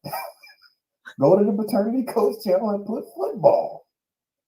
But Gail, he lost his scholarship because when he walked out, he forfeited the scholarship. Yeah. And since he forfeited the scholarship, guess who can't play on the team? You can't. And guess who can no longer be scouted for pros because he no longer has playing time. So therefore he has no visibility to the pros. And guess who now is probably at best may be able to go to a community college and at least go that route and do something academically. But I would have never recommended that young man as a client. Under no circumstances do you drop out of college. Right. But look, you know, the AAU, they got all these kind of rules where the guys can't work and do a whole lot of stuff for money while they are playing in the collegiate sports. So it wasn't a whole lot he could do, right? Right. But the pressure, they wore him down. They drove him to such a level of frustration. He didn't think about the long term. So they wore this young man down so bad, he walked away from multiple $1 million of opportunity. Man, any dummy would say, let him stay in school. If he goes pro and he the daddy, he'll pay more. Mm-hmm. But if he drops out of school, he doesn't even have an associate. He's limited on his income potential. And the fact that the dude could run like a 4.3 on a 40 in full pass, that don't mean a thing when you're not on the football field. Right, exactly. I mean, FedEx, UPS, and Amazon, they don't gauge your ability to work for them based on how fast you can run. Right. He could carry packages, yeah. That's about all we need you to do. Drive. He could work at the hub at UPS and unload trucks. That ain't nothing like what he could have made if he went pro. Mm-hmm. Can we see now? Look, my impetus, even though I'm talking about child support, I'm talking about child support because this leads to jail and prison. Mm-hmm. Jail and prison will alter the course of this man or young man's life for a long time, if not forever. And a felony conviction in this area will ruin his hiring opportunities for life. Mm-hmm. Unless that thing can be vacated and overturned. And then they take suspend driver's license, CDLs. Yes. So you can't even drive to work. You can't even drive to work to the job that you can make money for. And the court says, we'll help you get your license back when you pay us the back child support. But Your Honor, I need my CDL to drive the truck so I can get the paycheck. Sound like you have a personal problem, son. Is that cold-blooded, Gail? Just like that. Just that cutthroat. And that's why Carnell is just as blunt. You got to get the test before you sign anything, brother. Mm-hmm. DNA at birth. Get the test. Get the test. 826. Get the test. 826. Where's my flyer? There it is. DNA 826. Birth of a nation. Go into your nearest pharmacy. I think maybe CVS, some Walmart. I believe some of them have DNA tests there. If you can't schedule an appointment Your appointment to be scheduled on 8/26. So you can call your local clinic or whoever you see right now. Well, not right now. Monday morning, call Monday morning and schedule an appointment to get a DNA test on 8/26. If you can't go into the clinic, go into your nearest CVS, wherever they sell DNA kits, and buy one. My father passed away years ago. I'm buying a DNA test on 8/26. And I'm buying stock in the company that's selling DNA tests. That's not a bad idea, but if you're really smart, you would diversify your investment and invest in the biosciences area, and that'll cover DNA tests, medical testing for DNA, and all those areas. Because the wise investor doesn't just put all the eggs in one basket, Gail. Mm-hmm. Hey, I'm formally licensed to sell securities, mutual funds, series 26, 23. Did that for years, set my wife up with a whole lot of mutual funds, etc. Trust me when I say, had I been able to recoup my $320,000, I would have been retired. Ooh. Oh yeah, it was a long time ago. You'll be doing this, but this will be on your own term. You enjoy doing it. It's not like Yes. Okay. But I was able to save the college fund though. The college fund that I had set up for the other child, because I was the administrator for it. Once I found out the truth about what that was, I got with my investment team, and I re-registered that bad boy in my biological daughter's name, and that money helped her out with her college career. And by the way, she graduated this year, magna cum laude. Awesome! Congratulations to her. And dad paid for it, but her grades got her through most of it. I think she graduated with like a 3.95. Awesome. Because she listened to her father. Her father told her, the better that you do at the top of the class, the more options you have. Absolutely. Now, reason I could tell her that, Gail, is that I graduated with a 4.0 GPA, so I know what I'm talking about. Look at you. But see, they don't give that away. You got to do work for that. Work for it. That's true. Listen, studying 6 days a week, even when you don't have an exam. And I turned right around and applied my engineering skills to analyzing how this paternity fraud trap works, which is why I got to tell your listeners about the difference between a home DNA test and a legal DNA test. I tell most of my clients, thank you, Kareem. Yeah, Lou Optics says, what DNA test would be admissible in court? Which is exactly what we're going to talk about right now. So it's important that the audience knows the difference between the home test and the legal test. A home test is collected where its DNA samples are collected by you, and they're submitted and sent in, and you're going to give back a report that says this is not admissible for any legal purposes, and they don't even put the name on the report.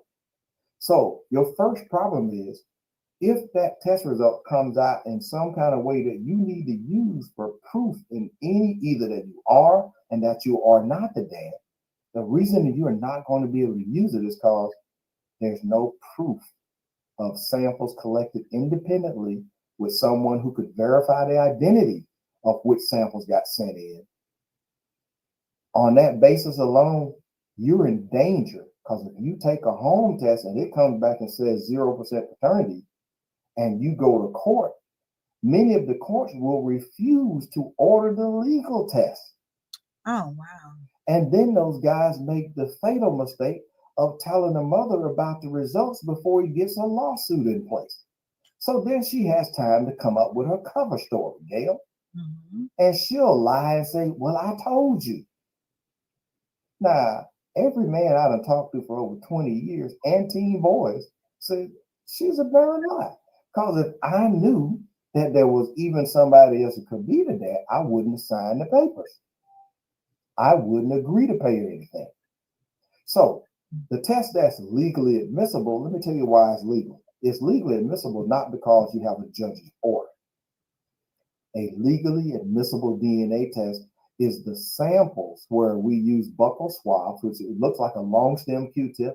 And what it's collecting is epithelial cells. These are cheat cells. I hope you listen to it. This is somebody who's been in the marketplace, actually done it, sold them for 10 plus years worldwide, and use collector services worldwide.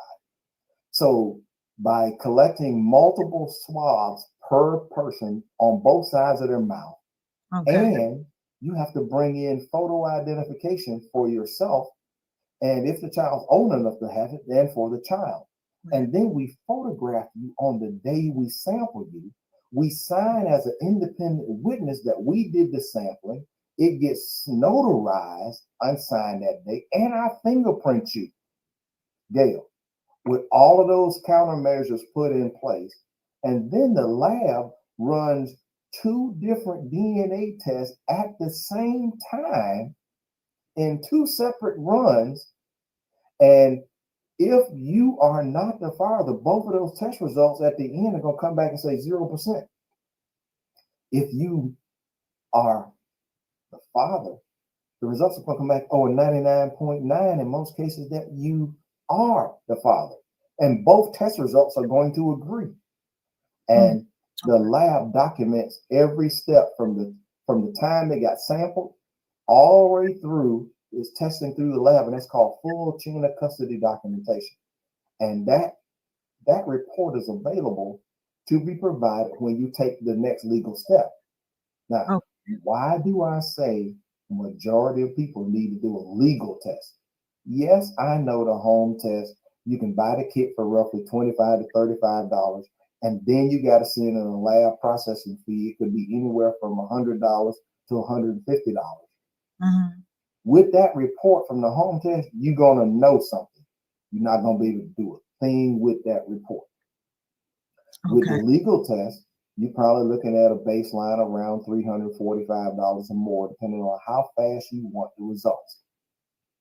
With that legal test, you now got a test result that has independent witnesses from the collectors to the lab and the lab medical director, who has a PhD and is approved as an expert witness before court, will back up the results of that test in front of a judge. Now, if your ex disagrees, or your girlfriend, your wife, your baby mama drama, whatever that is, she disagrees with that test. Baby mama terrorist. Baby mama terrorist, yes. If all of that says 0.0%, you're not the father. You didn't do it. Her only option now is to challenge your test by taking a second test with that she picks at another lab. Now, accredited labs have the same testing methodology, the same procedures. So in my case, I did a test with just me and the child because I wasn't going to ask the ex what's the likelihood she's going to participate. So I took me and the child. I made my appointment, and you can actually hire mobile services, before this virus came along. Have the legal administration of that sample collection. They come to you with everything, the camera, the fingerprint kit. They look at your ID, they record everything, they take the pictures, everything, and the sample kit. They do all the sampling, seal it in front of you, put it in the FedEx or whatever the current shipping pack is, and they seal that in front of you. You see all of that done, and then it gets shipped immediately. And you can get the tracking number for that. You can see when it got to the lab, and then the lab notifies the company that did the results, and they can deliver to you by email or in person, hard copy. Or if the court's involved, we don't even give those results out till you and the other parties are right there in front of the judge. Gail, I had a woman contact me saying, "Can I pay you to make sure this test result says my husband is the daddy?" Gail, that guy heard about paternity fraud through me being on radio, television. I've been featured in Time magazine. That's no brag or boast. I'm trying to tell you how far I've been going to get the word out about this. And that married man said, "No, I need this test to what? Ensure that this baby is mine." So that newborn baby, that man paid for on-site services. We went to the hospital. My team went there. In about 4 days, the truth came back, Gail. What you think that truth revealed about why that woman tried to offer me up to $10,000 to make sure her test result said that her husband was the dad? Number zeros. None but zeros, Gail. There were so many zeros crossed there. I was like, sir, I don't know if this is good news or bad news, but I can tell you this. Somebody caused her pregnancy, but it was not you. And how accurate is these tests? When it's 0%, it's 100% accurate. You didn't do it. This lady says, but in my culture, if my husband finds out this is not my baby, I will be stripped naked and whipped in the streets. Oh, well.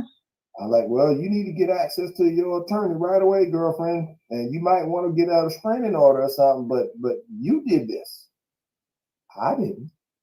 I'm not going to risk my reputation and my business credibility to make a test result say something that's not true.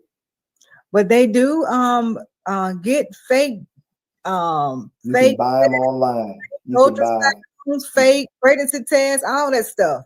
That's why guys gotta know. It might be sometimes in the way you can need to have an expert on your side so that you can know that what the facts are, what you think you're looking at is really real. So I tell my client, you got to make sure your copy of the DNA test comes straight from the lab or through the court and you get your copy there. Now, if you do it privately, we send the results directly to all of the adults. I don't give a copy to the woman to give to the guy. I don't give a copy to the man to give a copy to the woman. You both get the straight copy sent. If it's coming from our office, it goes straight to you. All right. But listen, I even got some video of a woman saying, listen, can y'all give me a copy? I got photos. I got Adobe, the graphic design program. She says, listen, I just need a copy of what it's supposed to look like so I can ensure my husband, he has one. She was going to make her one that says what she wanted it to say. Right.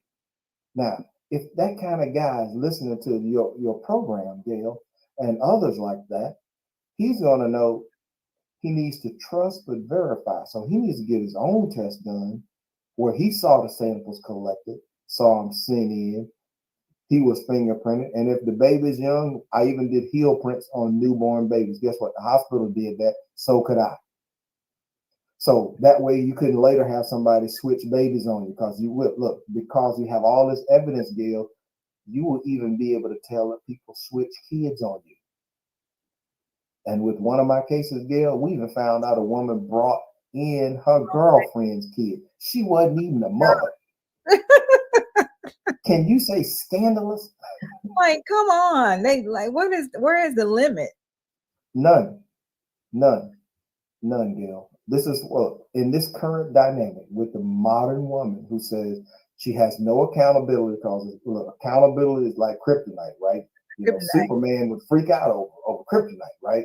But for the modern woman, accountability means, girl, you want equal rights? You got to be equally responsible for your actions. Full accountability for your actions. Carnell and Gail, we're going to cheer for you to get the whole dose for your actions. Well, this has been awesome. I'm surprised we've been online 3 hours. This has been great, a great conversation. I'm not going to hold you up. Well, look, hey, I want to say thank you, Gail, for inviting me on Gail at Night. I hope this is content that will work its way through your network. And some people are going to become empowered. Somebody's going to be inspired. You're going to become an advocate. And someone else is going to say, man, I got to make sure that nobody who has a son gets tricked. And right.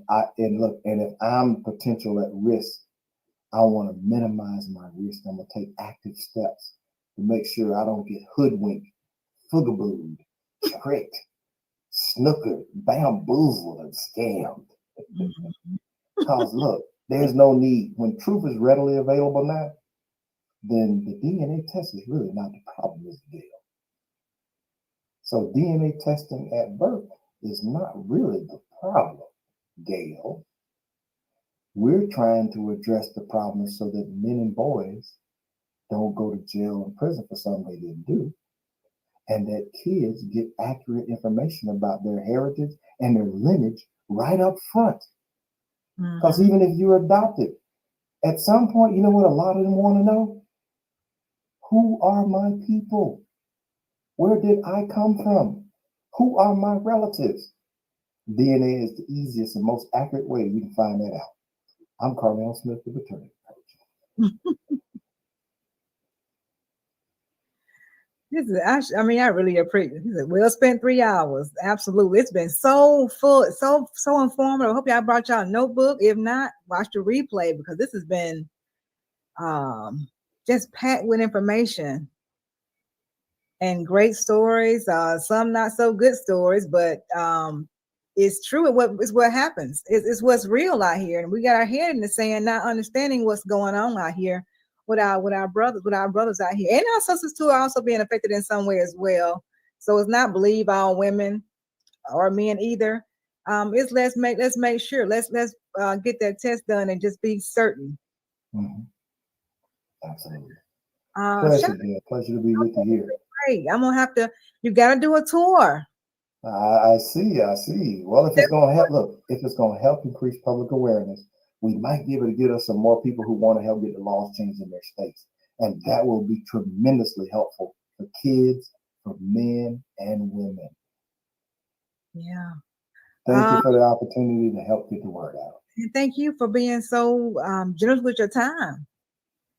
All right. This has been great. Yeah, let me go ahead and would you have some final words? Oh, my final words is people, don't take the word for everything. There are men who will lie about who's the father, and they'll try to avoid being responsible. There are women who will lie about who actually caused their pregnancies just to get the bag and take advantage of a guy who has a trusting nature and believes in it. Evidence that can be verified is the best way to determine what the facts are. Don't make judgments and decisions based on feelings, and don't allow for shaming and insults and attempt to guilt trip you and the incessant need to be right. Quoting the late Kevin Samuels, that sign language. Yeah. You got to stand on your square about how much you need the truth. If you have to sing it slowly for the people in the back, we want the truth. Want the truth. All we want is the truth. You deserve the truth. Listen, if you want to learn more about the topic, I haven't told it all, man. I got so many stories, right? Because of my clients. But you can learn some more about things I've written down in my book, Trapped by Law. My whole goal here is can we inspire someone else to step up to the plate? Look, before I leave this planet, I want to pass the torch to somebody else who will go take the step to change the laws in their states, because we are not going to get a Supreme Court to make a decision based on the facts in this. It's been tried 3 times. I'm the last man to do it. Trust me, it takes a lot of time, effort, and money to get a case up to the U.S. Supreme Court. And you face impossible odds about problems within the family law system. We fail often because we are not prepared. Listen, you can learn how to be an effective self-representative, pro presenter, but you got to be prepared. I'm Carnell Smith, the paternity coach, saying you can do it. You can learn how to do the impossible. You can turn that thing around. You might have to get some help, though. Don't be afraid to reach out for help and use that help to help you turn the corner. All right. Once again, I appreciate you for coming through and sharing your time with us, your knowledge, because I'm definitely sure everybody in the chat benefited from you coming up. All right, we're going to go ahead and close, you guys. If you're just coming in or you haven't already done so, go ahead and hit the like button for me. If you're new, please consider subscribing. Also, we have Mr. Carnell Smith, paternity coach, on the panel with us tonight. His link to reach him has been posted in the chat. You can get his everything he has, his book, his way to reach him is on that link. Reach out to him. There will be a few more people on YouTube that will have him on this panel. So to keep spreading this word, we definitely need to get this out. We definitely want to continue to thank you, Carnell, and spread the word, guys. Share this link, share this live stream on your social media platforms. You guys could have been anywhere else, but y'all over here supporting me, and I really appreciate it. The support does not go unnoticed.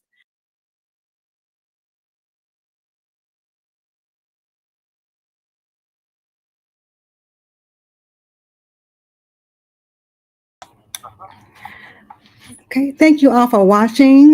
This far, we still have 7 in the chat. If you're still in the chat, press a 1 for me. I'm about to give a book away. The book called the book by Mr. Carnell Smith called Trapped by Law. Put a 1 in the chat if you're still here.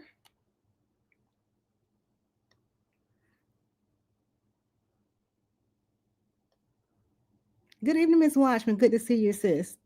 So if you're in the chat, go ahead and put, let me see. I'm going to set this, I'm going to set a raffle up real quick. I'm going to give a book away. The book is called Trapped by Law by Mr. Carnell West. And I'm going to go ahead and set up this raffle real quick. And thank you for your purchase, Private Nobody. I appreciate it.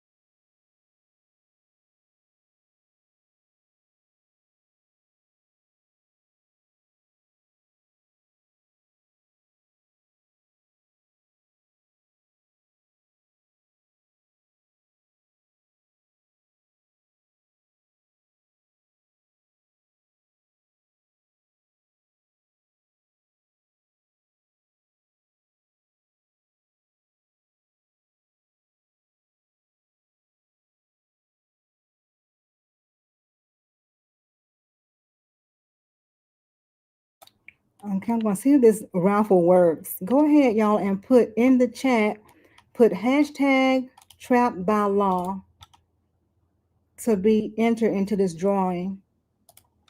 Hashtag Trapped by Law.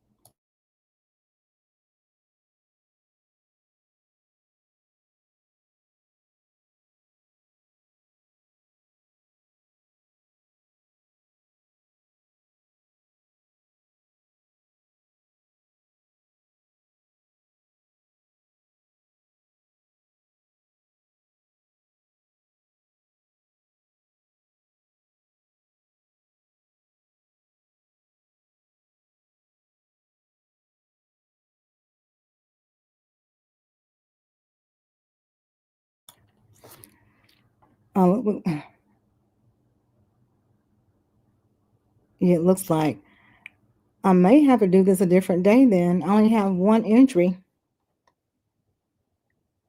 It was a long interview.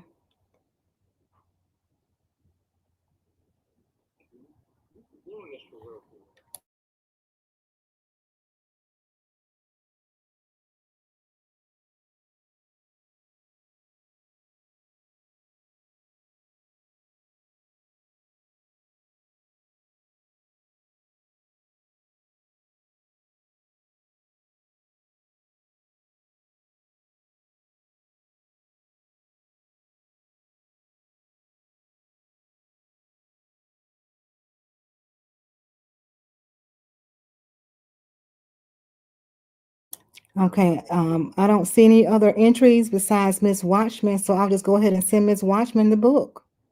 The book Trapped by Law. Miss Watchman, you have my IG information. Send me your email me at gail@night@gmail.com, or you can just inbox me and I'll get it to you. I don't see anybody else putting trap by law. I only see Miss Watchman in the chat. Let me see. Let me double check.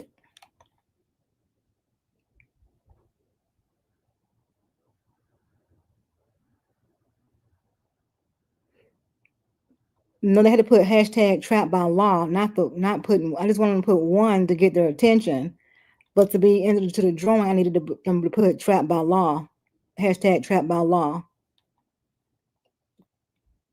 to be entered.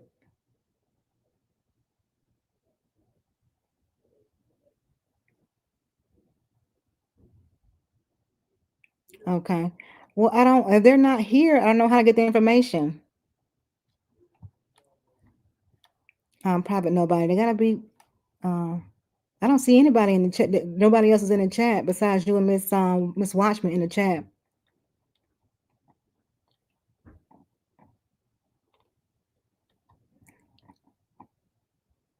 I see Chris M. About 6 minutes ago, but what I'm saying is I have a drawing system that is looking for hashtag trap by law to be entered. If whoever enters that hashtag, it goes into the drawing. I just can't do it manually. Yeah, you just put the one. I said put one to get their attention to see who was, listening, to get, to then put the hashtag trap by law. And even so, they need to be here to get the information to get the book. I may do more than one. Drawing because I'm gonna do an interview again with Mr. Smith.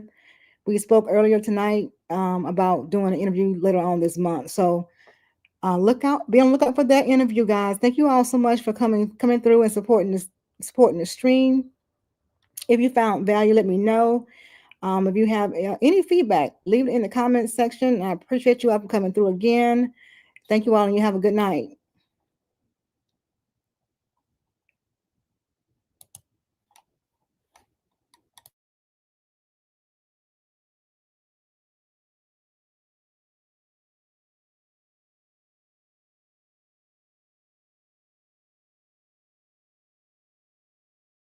Hey!